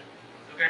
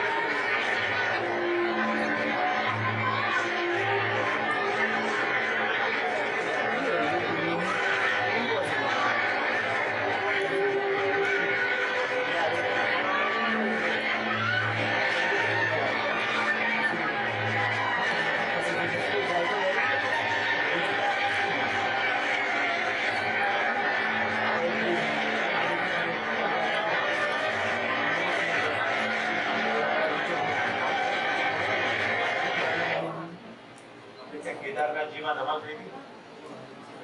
એ કેદારનાથજીના ક્ષેત્રમાં હું 112 કિલોમીટર ટ્રેક કરવા ગયો. એટલે ગૌરીકુંડથી કેદારનાથ, પછી એવું બીજું છે મધમહેશ્વર, તુંગનાથ, કર્મનાથ વગેરે પંચ કેદારની યાત્રા થાય છે. હું તો માઉન્ટેનિયર તરીકે ગયેલા. મેં ત્યારે મારું એન્વાયરમેન્ટલ એન્જિનિયરિંગનું ભણતર છે, તો મેં ત્યાંની હોટલો જોઈને કહ્યું કે આ તો ખતરનાક રીતે હોટલ બનાવી દેખાડવું પડે. હવે દર વર્ષે નદીમાં પાણી આવે, 100 વર્ષનો રેકોર્ડ જુઓ તો પાણી કેટલું હાઈએસ્ટ લેવલે પહોંચ્યું હોય એનાથી પણ દૂર બનાવવું પડે. પણ લોભ ને થોભ નહીં ને. આપણી પાસે હવે બહુ સરસ માન્યતાઓ છે. ભગવાનને ગમ્યું તે ખરું. માન્યતામાં શું વાંધો છે? જેટલા મળી જાય ને કે ભગવાનને બહુ જરૂર નથી. કેમ કે ભગવાન આપવા આ જાય પછી જ એનું કામ. એટલે બધી માન્યતાઓમાં આપણે એ ભૂલી જઈએ છીએ કે પર્યાવરણની ઉપર આપણે એટલું બધું ખતરનાક આક્રમણ કરીએ છીએ તો કુદરત બેલેન્સ કરવા માટે બધું પછી સરખું કરી નાખે. કેદારનાથજી એક ઝાડ ઉઠાયું અને છટાક કરતું ફેરવી બધું સાફ થઈ ગયું એક જ ઝડપી.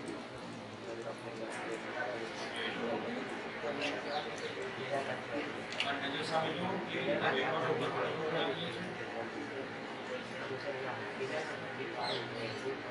પ્રવાહ ક્યારે બનશે, ઉપર પાણી આવશે એવો કોઈ વિચાર કર્યા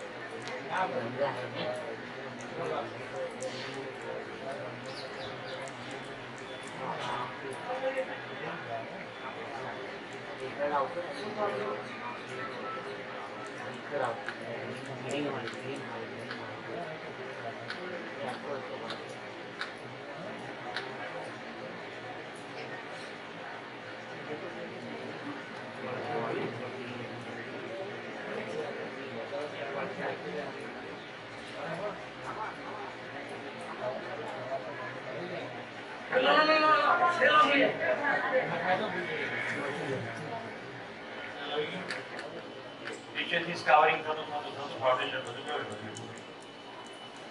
મારા મને બી એ દિવસોમાં એ જ જગ્યાએ યાદ રહી ગયા. હું માઉન્ટેનિયર છું કે એમણે મને જતા પહેલા ઘરે આવ્યા કે થોડું માર્ગદર્શન આપો.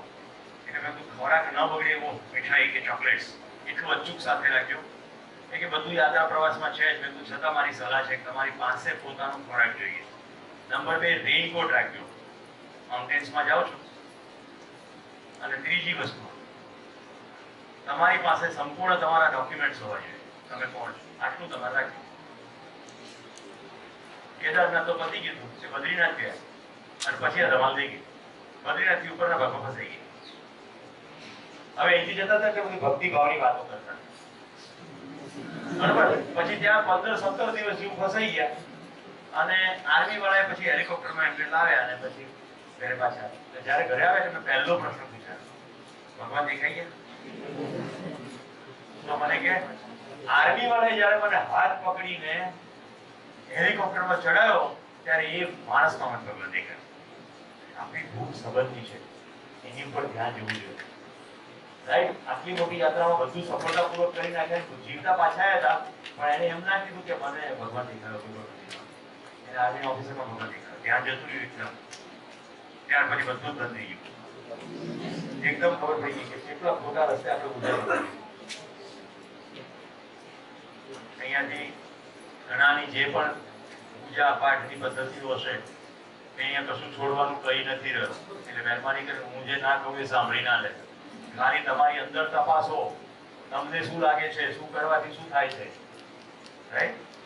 ધીરુભાઈ મળવા પડ્યા તો બચાઈ શક્યા. કરોડો રૂપિયાથી માણસ બચી જાય છે. એટલા જ છે પૈસા. દુનિયાભરના ડોક્ટરો આવ્યા.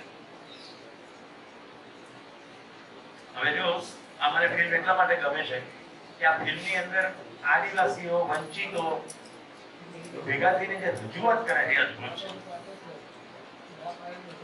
એમને એવી ખબર પડી ગઈ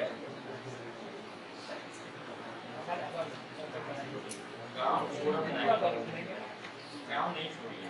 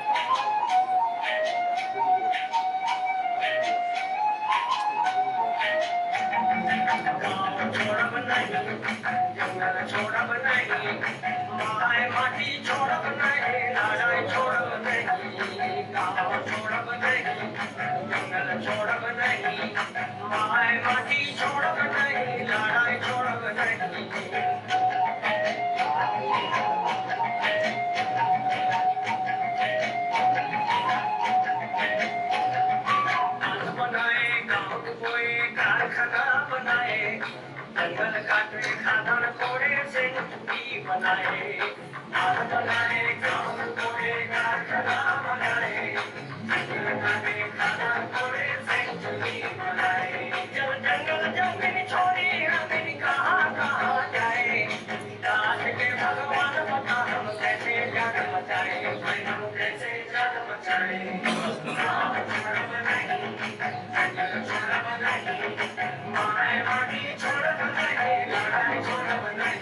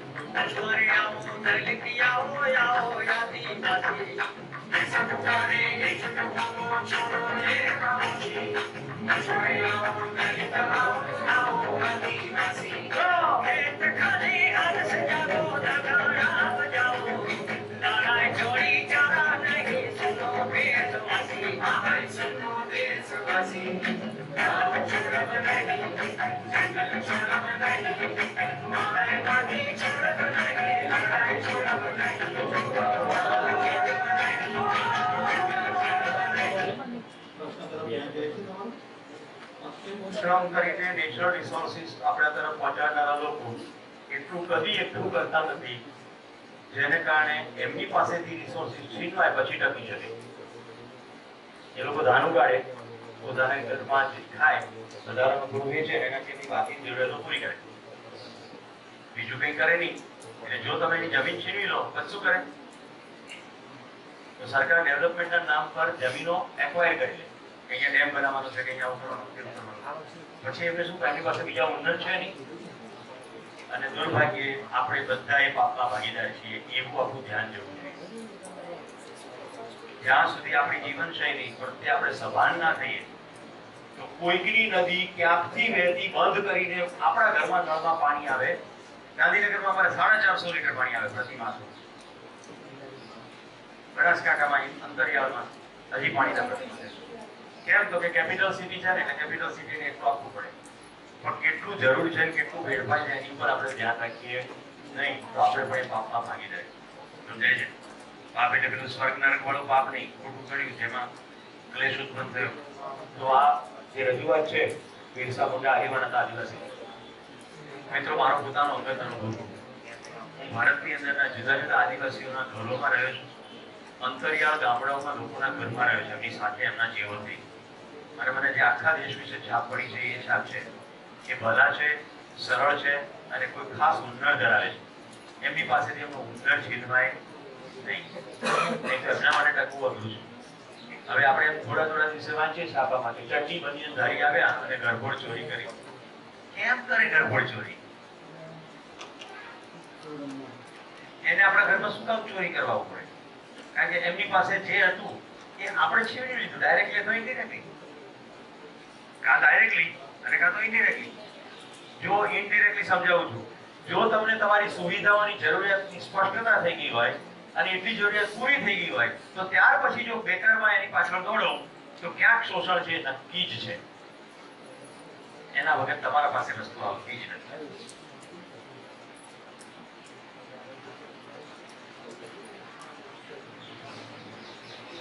ચિત્રમાં સારું શું છે? એક આ ચિત્ર જુઓ, એક આ ચિત્ર. આ બંને ચિત્રમાં સારું શું છે?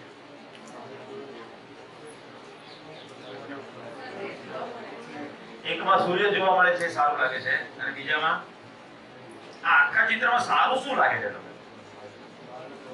આ આખું ચિત્ર છે એમાં તમને સારું શું લાગે? વચ્ચે ગ્રીનરી સારી લાગે છે, આદુ પર કરો. Okay fine. તો હું તમને કહી દઉં, આખી દુનિયામાં બધાને પ્રાકૃતિક વસ્તુ બહુ જ સારી લાગે.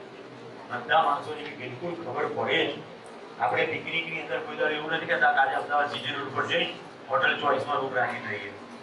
આપણે મહાબળેશ્વર જઈએ, ભેડાઘાટ જઈએ, પંચમઢી જઈએ, આબુ જઈએ, પ્રાકૃતિક સ્થળોએ જઈએ કારણ કે આપણને ગમે તો એ જ છે. કેમ? શાંતિ, સંવાદિતા, હળવાશ, એ બધું ક્યાં છે? ત્યાં જાય છે. આપણી પોતાની જરૂરિયાતની વાત કરી રહ્યો છું. આ બોમ્બેથી પિક્ચર લીધા મેં. હવે જો સુખી થવાના થોડા પ્રયત્નો જોઈએ આપણે. કદરતી પાન કે ચોકલેટી પાનનું નામ સાંભળ્યું હશે, પરંતુ તમારે સળગતું પાન ખાવું હોય તો તમારે રાજકોટ જ જવું પડે. રાજકોટના ગેલેક્સી પાનની દુકાનમાં વેચાય છે એક અલગ જ પ્રકારનું ફાયર પાન. દુકાનના માલિક ચુનીલાલભાઈ 40 વર્ષથી પાનની દુકાન ચલાવે છે. લાંબા અનુભવ બાદ તેમણે આ નવો પ્રયોગ હાથ ધર્યો. ફાયર પાનની વિશેષતા એ છે કે તે એક વખત મોંમાં જાય એટલે 1 સેકન્ડમાં ઠરી જાય છે. તેની સુગંધ ગળામાં ઉતરે તો વર્ણવી ન શકાય તેવી છે. આ પાન ખાવાના સ્વાદનો અનુભવ અદ્ભુત છે તેવું પાનખાનાઓનું કહેવું છે.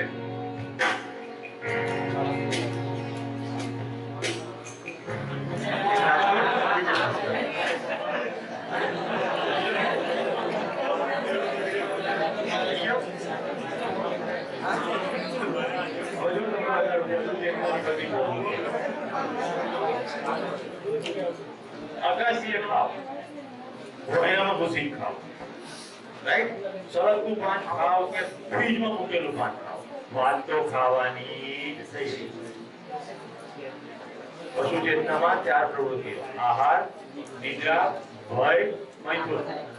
વાત તો આજ થઈ છે. દિવાળીનો મોટો તહેવાર આવે ને એટલે બધા હુડુડું કરતા હું પહેલા પૂછું. વાત તો ખાવાની. અમોલાને ઘરે ગયા, ખાવાનો ભાવ ના પૂછ્યો. વાત તો મીઠાઈનું પડીકું આપ્યું પ્રાંશુએ, 250 ગ્રામ પેંડા હતા, શરમય ના યાળા નાખતા. વાત તો આપણે પ્રાંશુ ના દેખાય. ત્યાંથી લઈને મુશ્કેલ આવ્યો 250 ગ્રામના 10 પેકેટ.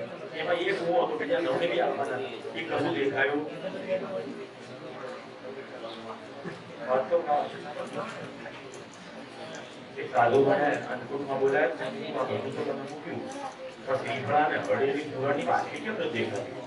અને એવું થોડું ભગવાન ત્યાં પાછળ હતું. આટલું બધું ખાતા પછી અમતો થાય શું કરવાનું? જો મૂર્તિમાંથી બહાર આવી કોઈ ખાતું હોય ને તો આપણે લોકો ખીચડી બનાવ એ પાકું છે. જે આપણને ખાવું હોય ને બધું માલ મરીદા બગડે નહીં એવો બધો મસાલો મૂકીએ. હજી સુધી તમે એવું જો કે આખા મોટા કન્ટેનર ભરી કઢી મૂકી હોય ના થોડી જાય કઢી મૂકે, થોડી કઢી થોડી મૂકે, દાળ થોડી મૂકે, એક બે જણા ખાઈ જાય વાત થોડી. પણ લાડવા અને બીજી બધી વસ્તુઓ બગડે મૂકી હોય કારણ કે બગડે નહીં. અને આ બધે પ્રવૃત્તિ છે. મારી બહેનનો સાચો બનેલો પ્રસંગ કહું છું. એ અમેરિકામાં છે. એક મંદિરે એવું કીધું કે બધાએ પોતપોતાના ઘરેથી થોડું બનાવી લાવવાનું એટલે આપણે અનુકૂળ કરવું. એટલે વર્ષો બહેનો લાગી, એમાં મારી સિસ્ટર પણ એટલે એ લોકો બધું બનાવીને ત્યાં આપ્યું. પછી વળતા માંથી આપણે પ્રસાદ આપે એટલે પ્રસાદનું પડીકું ખોલ્યું તેમાં ભૂખ લાગી ગયું. કમસે કમ મેં ઘરે બેસીને બનાવી જાતે ખાઈ લીધું તો હું પ્રોબ્લેમ હતો. ત્યાં આપવાની બધી ભગવાન ભૂખ્યો છે એ તો ખબર ના પડે. હવે ખબર પડી ગઈ, પણ ખબર નથી પડતી, હવે પડી ગઈ.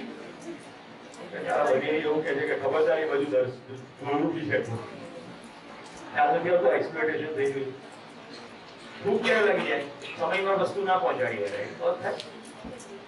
કેમ સમયમાં ના જાય? અરે આપણે બીજા બધા ઘણા સમય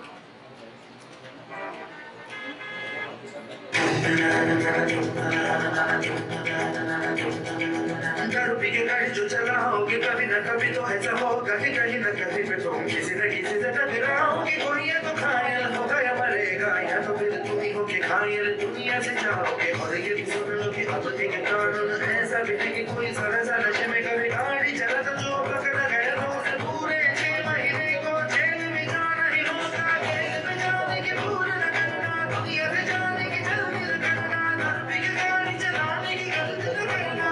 समझे? ए भाई जरा देख के चलो।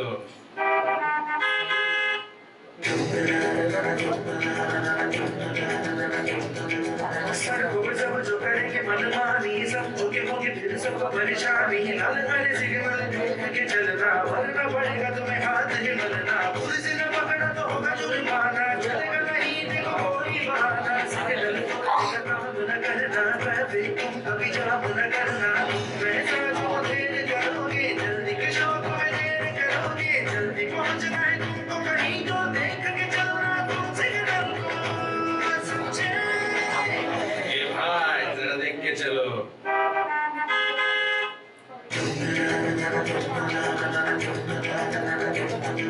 स्पीड लिमिट से ज्यादा स्पीड बढ़ाना नहीं, स्पीड लिमिट से ज्यादा तेज चलाना नहीं। गलत तरह से कभी गाड़ी न चलाना, तुम गलत साइड से ओवरटेक न करना। ऐसे तुम कभी मिस्टेक न करना। रोड के जहां एंट्री लिखा है उसमें न गाड़ी को मोड़ न देखो। ट्रैफिक रूल्स ना मोड़ न देखो। उल्टा चलना कोई काम करोगे, ट्रैफिक को जाम करोगे। इसलिए ट्रैफिक रूल्स को मानो, इसलिए तुम्हारी सुरक्षा।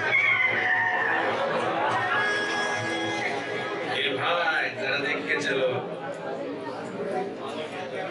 તમે ભલે જેની પર હશે પણ તમને ધ્યાન જાય છે આ ક્યાંથી આવે બધું? બધા ઇમ્પોર્ટન્ટ સિગ્નલ્સ ઉપર કેમેરા લાગેલા હોય, એના ફૂટેજ છે બધા કલેક્ટેડ અને પોલીસ દ્વારા ઇસ્યુ કરવામાં આવે.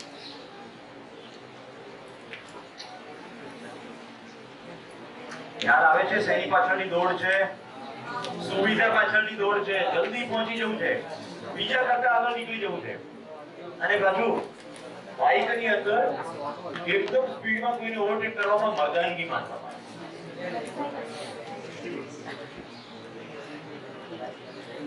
હવે આપણે સુખી થવાના પ્રયત્નો જોઈએ. મુખ્ય પ્રયત્નો જો આપણી પાસે બે મુખ્ય વાત છે. મિત્રો પાછળ રૂચિ ન થતી હોય તો તમે વહેલા નીકળી શકો. 10 મિનિટની વાત છે. મિત્રો શિબિર બરાબર ચાલી રહેશે? જો બે મુખ્ય પ્રયત્નો છે, ત્યાગવાદ અને ભોગવાદ, બંને સમજી લઈએ. ત્યાગવાદમાં છોડવાની વાત છે. કંઈક છોડીને સુખી થવાનું. જેટલા વ્રતો તપો ઉપવાસો છે એમાં ગમતું ભોજન છોડી દેવાનું છે, કોઈ નિશ્ચિત ભોજન છોડી દેવાનું છે, નિદ્રા છોડી દેવાની છે. અમુક પ્રકારના વ્રતોની અંદર તો ઠંડા પાણી નાવાનું એટલે શરીરને કોઈ પણ પ્રકારની અનુકૂળતા થવી નહીં જોઈએ. રાઈટ? એવા આપણે ત્યાં વ્રતો છે. તો ત્યાગવાદની અંદર સંન્યસ્ત છે, તપસ્યા છે, મુખ્ય ભૂમિકા છોડવાની. હવે મને તમે એ કહો કે સંસારના 750 કરોડ માણસ માટે આ લાગુ પડે ખરું? હું કદાચ ઘર છોડી જતો રહું પણ મારી પત્ની નાનું બાળક સાથે ઘરમાં હોય, એ ઘર છોડી શકે? તો અડધોડ માણસોને તો લાગુ ના પડે. અહીંયા જે પ્રસ્તાવની વાત થાય છે સુખી થવાના, એ બધાને વેલિડ થવા જોઈએ. એક સગર્ભા સ્ત્રી કેવી રીતે ઘર છોડી શકશે? એક નાના બાળકવાળી માં કેવી રીતે ઘર છોડી શકશે? એ ઘર નહીં છોડી શકે. તો ઘર છોડવાનો જે આખો પ્રયત્ન છે, એક નવું ઘર ઊભું કરવાનો પ્રયત્ન છે એવું દેખવા મળે છે. એક ઘર છોડી દીધું, પછી આશ્રમ બનાવ્યો. અહીંયા એક જ ઘરવાળી હતી.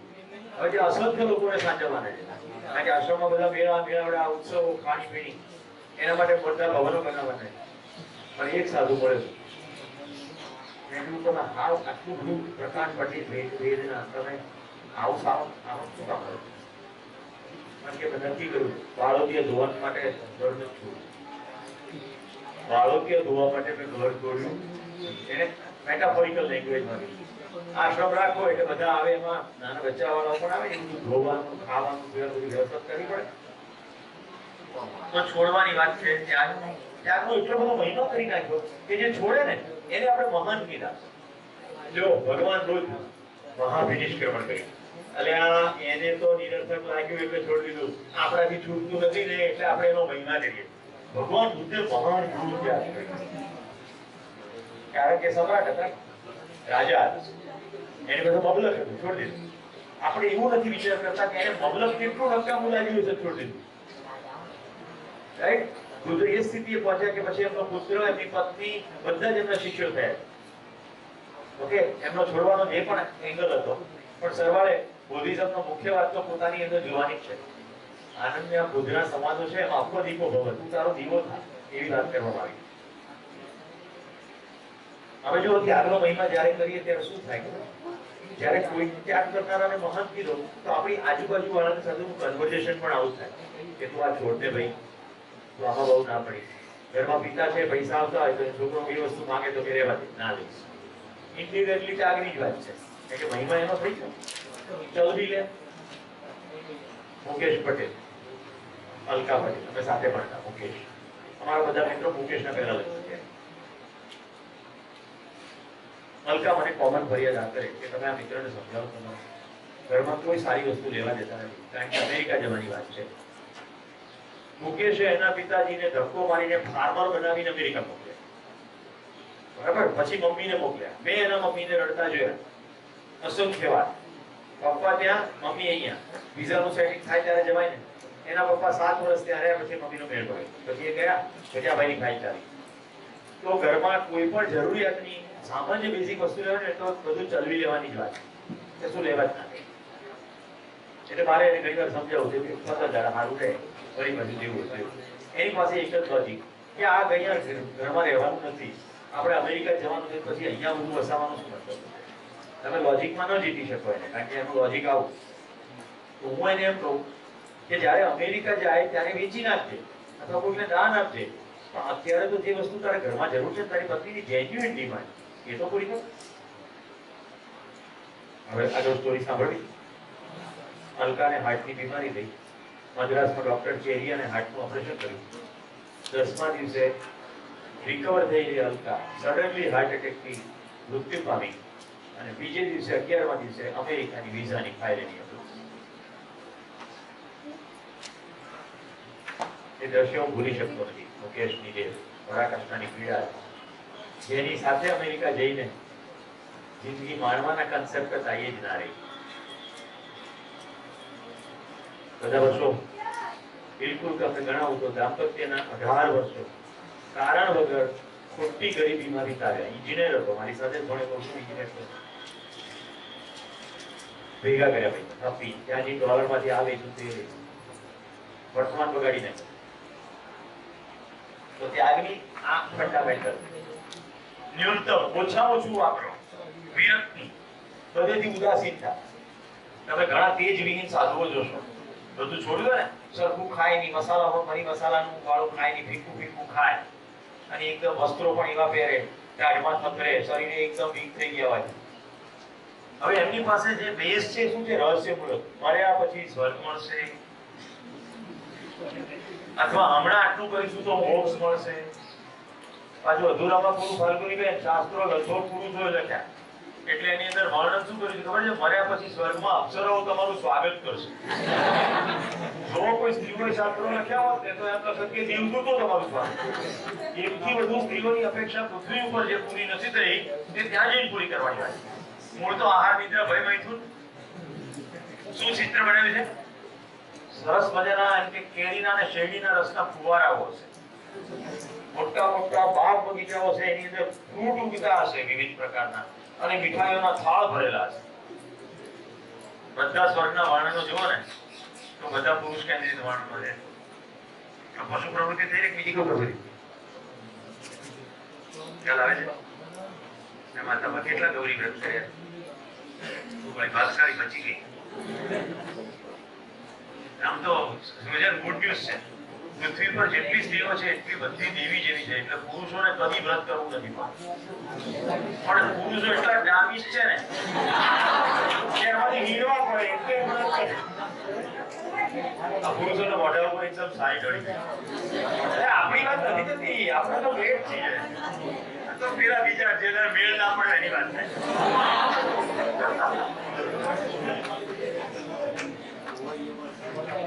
તો મિત્રો, રહસ્ય મૂલકતામાં મૃત્યુ પછી શું થશે એનું રહસ્ય છે. ઓકે, નર્કમાં ગયા તો તમને તાવશે તાવડામાં, પછી પીડિયા અને ચેડાના મોટા સરોવરો છે એમાં તમને ડૂબાડશે. આ બધા જતા જતા ગરુડ પુરાણમાં વર્ણન છે. આ તો વાંચવું નતું થતું.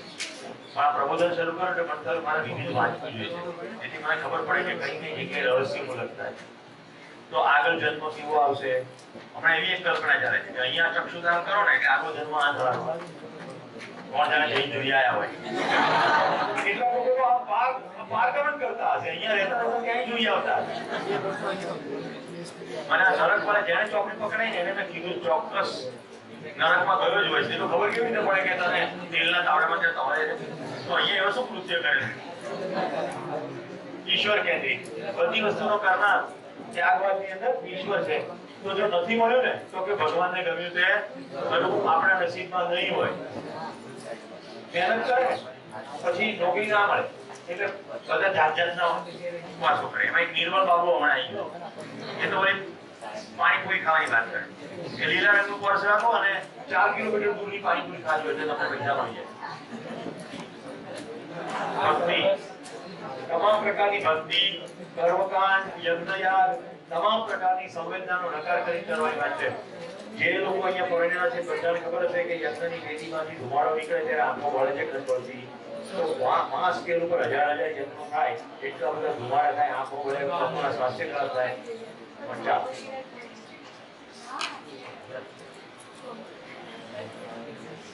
હવે આપણે ભોગવત જઈએ.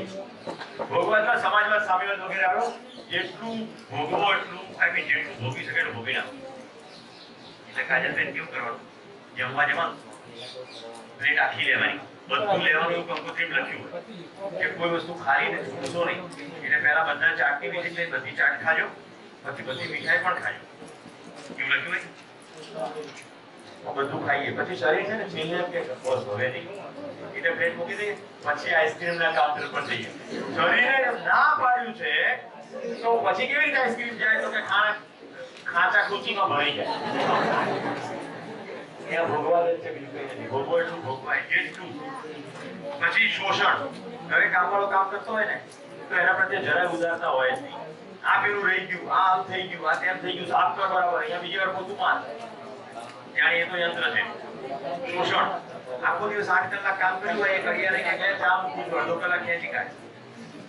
આમ જરાક સીધો હિસાબ લગાડીએ ને તો 250 રૂપિયાનો જો ઘડિયો કામ કરતો હોય તો 8 કલાક એટલે કે 30 રૂપિયાની કલાક થાય. 8 × 24 થાય તો 2.5 રૂપિયાની ચામાં 15 રૂપિયાનું શોષણ કરે.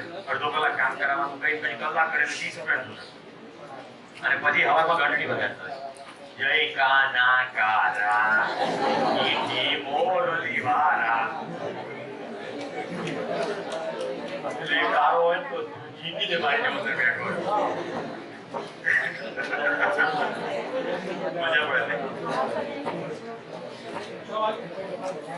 મને બિલકુલ ખબર છે આ સભામાં કેટલાક લોકો એવા પડે અને મારા બધા શિક્ષકો એવું કીધું છે કે આવું બધું ના કહેવું, એનાથી લોકોની ધર્મ ભાવના દુભાય. પણ હવે મને ધર્મ ખબર પડી ગઈ એટલે આજે દુભાઈ છે ધર્મ ભાવના નથી, એ સાંપ્રદાયિક સામુદાયિક માનસિકતા છે. ઓકે, ચાલો આગળ ચાલીએ. ભોગવતમાં અધિકતમ ભેગું કરો. ભેગું જો એવું કહે ને કે રાત્રે 12 વાગ્યા પછી ડીઝલના ભાવ વધે છે એટલે તરત ને તરત બધા ડીઝલ ભેગું કરી નાખે. કેટલો ફરક પડવાનો હોય? થોડો. અને એ દિવસ પૂરતો થાય. હવે ટોટલ દોડાદોડી એટલા બધા કિલોમીટરની હોય એમાં એ તો જરાય સિગ્નિફિકન્ટ ના હોય. એ વખતે ભૂલી જાય કે પરિવારમાં શાંતિથી બેસીને આજે કલાક મળ્યો તો એ 1.5 કલાક લાઈનમાં બગાડી નાખ્યો. આ જિંદગીમાં ફરી આ કલાક આવનાર. સમજાય છે? હવે જો તમે મારી વાત કરો મને કેવી મોજ પડે છે, રાઈટ? આવતીકાલમાં પછી પણ જોડાશે શિબિરમાં, એને પણ શીખવું છે વધારે. તો મને અત્યારે મોજ પડે છે, મેં પૈસા કમાવાનું પ્રવૃત્તિ છોડી મૂકી છે. તો અત્યારે આ ક્ષણ જે છે તો મેં એન્જોય કરી રહ્યો છું. હવે સમજો અહીંથી બહાર નીકળતા બધું પડી ગયું, મરી ગયો ફોર એક્ઝામ્પલ, તો અત્યારે તો એનો કરી લીધો કે નહીં? હાથમાં આવી ગયું ને? અધિકતમ. પછી આવે સંગ્રહ. એટલે ઘણાને એવું હોય કે અમુક અમુક વસ્તુઓનો શોખ હોય. ઘણા કલર ગમી જાય તે કલરનું બધું જ સંગ્રહ છે, અથવા એ કલરનું જ બધું લે. પર્પલ એટલે બધું પર્પલ નેશન જ થઈ જાય એમ. એ લોકો જમે પછી એ લોકો સવારે જે ટોયલેટમાં જાય ને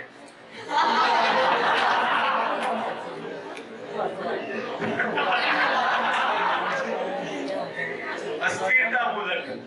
જો પેલામાં ભગવાનના રહસ્ય મૂલકતા હતી, અહીંયા અસ્થિરતા મૂલક છે. એમ કેમ અસ્થિરતા? કારણ કે એક પણ રોજ પૂરો ભોગવી શકાતો નથી. બતાવું કેવી રીતે. મને રસગુલ્લા બહુ ભાવે, તમને જલેબી બહુ ભાવતી હશે. તમે પહેલી જલેબી ખાઓ એટલે તમને મોજ પડે. બીજી જલેબીમાં પહેલી જેટલી મોજ પડે ના પડે, ત્રીજીમાં એનથીમાં ઓછી પડે. સબસેક્વન્ટલી એવો જગ્યાએ તમે પહોંચી જાઓ પછી તમે કહો હવે જલેબી નહીં, અને જો એ વખતે કોઈ જલેબી આપે તો તમને જલેબી ઝેર જેવી લાગે. એટલે એમાં અસ્થિરતા છે. એક પણ વસ્તુમાં સ્થિરતા નથી કે તમે એને સતત ખાઈ શકો. એક પણ સંવેદનાત્મક મજા નિરંતર મેળવી શકાતી નથી. જે અત્યંત ભાવતું હોય તે પછી એની એ વસ્તુ તમને અત્યંત અકારી થઈ પડે. એસી ફોર એક્ઝામ્પલ 45 માંથી 18 સારું લાગે. કેટલી વાર 18 સારું લાગે? થોડી કે ત્યાર પછી 18 માં દાળ વાવો. સમજાય છે? એવું જ લોકોને કલરમાં ઉભી જાય. એક ને એક કલરમાં પહેરાવે પછી હવે નહીં. મિત્રો શરીર અને વસ્તુ કેન્દ્રિત ભોગ, અતિભોગ અથવા બહુભોગ. સી બહુભોગ એટલે વેરાયટી છે, વેરિએશન.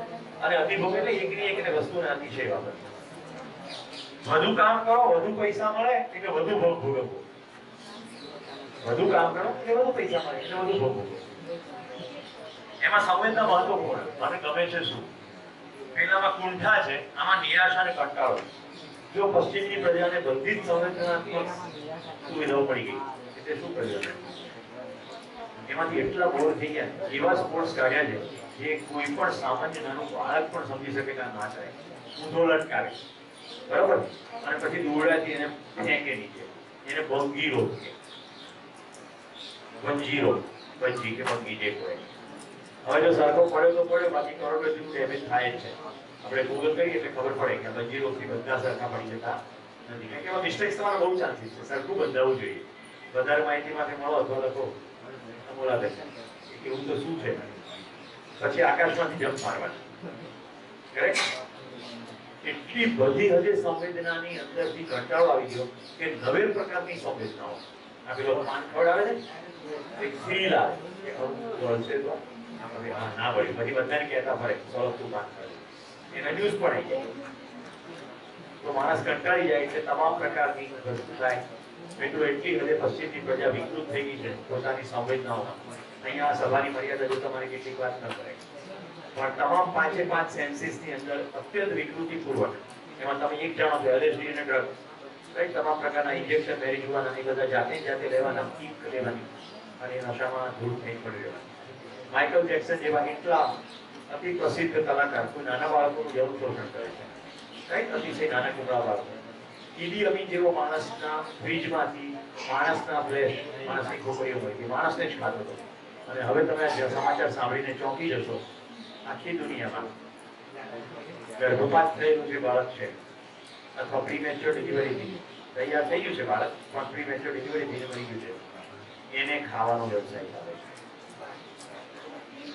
એટલે કેટલી હદ સુધી ભોગવવામાં માણસ કંટાળે તો કેટલી હદ સુધી નવા વસ્તુઓ શોધવાનો પ્રયત્ન કરે. મારી પાસે એવા કેટલાક વિડીયો છે જે આ સભામાં બતાવી ના શકાય. અમારા અભ્યાસ માટે એ મેં જોયું એટલે મને ખ્યાલ આવ્યો. મિત્રો બરાબર 5 મિનિટ મેં તમારી 5 મિનિટ લીધી છે. મારી બધાને હાથ જોડી વિનંતી છે, શક્ય એટલી ત્વરાથી રસોડે જાઓ. કારણ કે મેં અનિભાઈને થોડો સમય આપ્યો હતો. મારી ચિંતા હંમેશા રસોડાના શ્રમિકો માટે હોય છે. આજે તમને ખ્યાલ આવે ને શ્રમનો મહિમા કેવી રીતે થાય. ભોજનને સરસ રીતે જમો, નિરાતે જમો, પણ ભોજન ઉપર વધુ સમય ના બેસો. જે નિરાતે વાતો કરવી છે ભોજન પછી છે. આજનો એજન્ડા ખ્યાલ છે ને બધાને? 6 વાગ્યાથી 7 વાગ્યા સુધી ભોજન, 7 થી 8:30 ગોષ્ઠી. ગોષ્ઠીની અંદર શક્ય હોય ત્યાં સુધી 10 કે 15 લોકો બેસો, એનાથી વધારે બેસો નહીં, કારણ કે સર્કલ મોટું થઈ જશે, પછી એકબીજાની વાત ના સંભળાય. 10 એ બહુ જ આઈડિયલ છે. તો 10 બેસો, સિલેક્ટ ના કરો, રેન્ડમ બેસી જાઓ, કારણ કે બધા જ શિબિરાર્થીઓ કોઈની પણ સાથે બેસો. આજે આખા દિવસ દરમિયાન કઈ વસ્તુ ઉપર તમારું ધ્યાન રાખવું. ઓકે? કઈ વસ્તુ તમને સમજણ પડી, કઈ સમજણ ના પડી. હલો મિત્રો, મારી તમને ફરી વિનંતી છે, જો તમને આ શિબિર ઉપયોગી ન લાગતો તો સમગ્ર સભાના લાભાર્થે તમે પ્લીઝ શિબિરમાં ન આવો. કારણ કે આમાં સતત પોતાની અંદર ઊંડું ઉતરવાનું. તમારી નાની નાની ઘૂસઘૂસ સતત મારું ધ્યાન આકર્ષણ કરે છે અને સભાનું પણ ધ્યાન આકર્ષણ. તો જમીને જો તમે 6:30 જમી લો તો 6:30 થી બેસો. શેડ્યુલ એવું કર્યું છે 6 થી 7 જમો અને 7 થી 8:30 દોસ્તી કરો. 8:30 માં 5 મિનિટ પહેલા અહીંયા આવી જાઓ. તો હું તમને આજે ઇનકન્વીનિયન્ટ ટ્રુથ નામની એક ફિલ્મ બતાવીશ, જેનાથી તમને એ ખ્યાલ આવશે કે સમગ્ર માનવ જાતે સુવિધાની પાછળ સુખ મેળવવા માટેની જે દોડ મૂકી એને કારણે પૃથ્વીની સ્થિતિ અત્યારે શું થઈ છે, જેથી આપણે હવે શું કરવું એની આપણને ખબર પડે. Thank you. 8:30. ધન્યવાદ.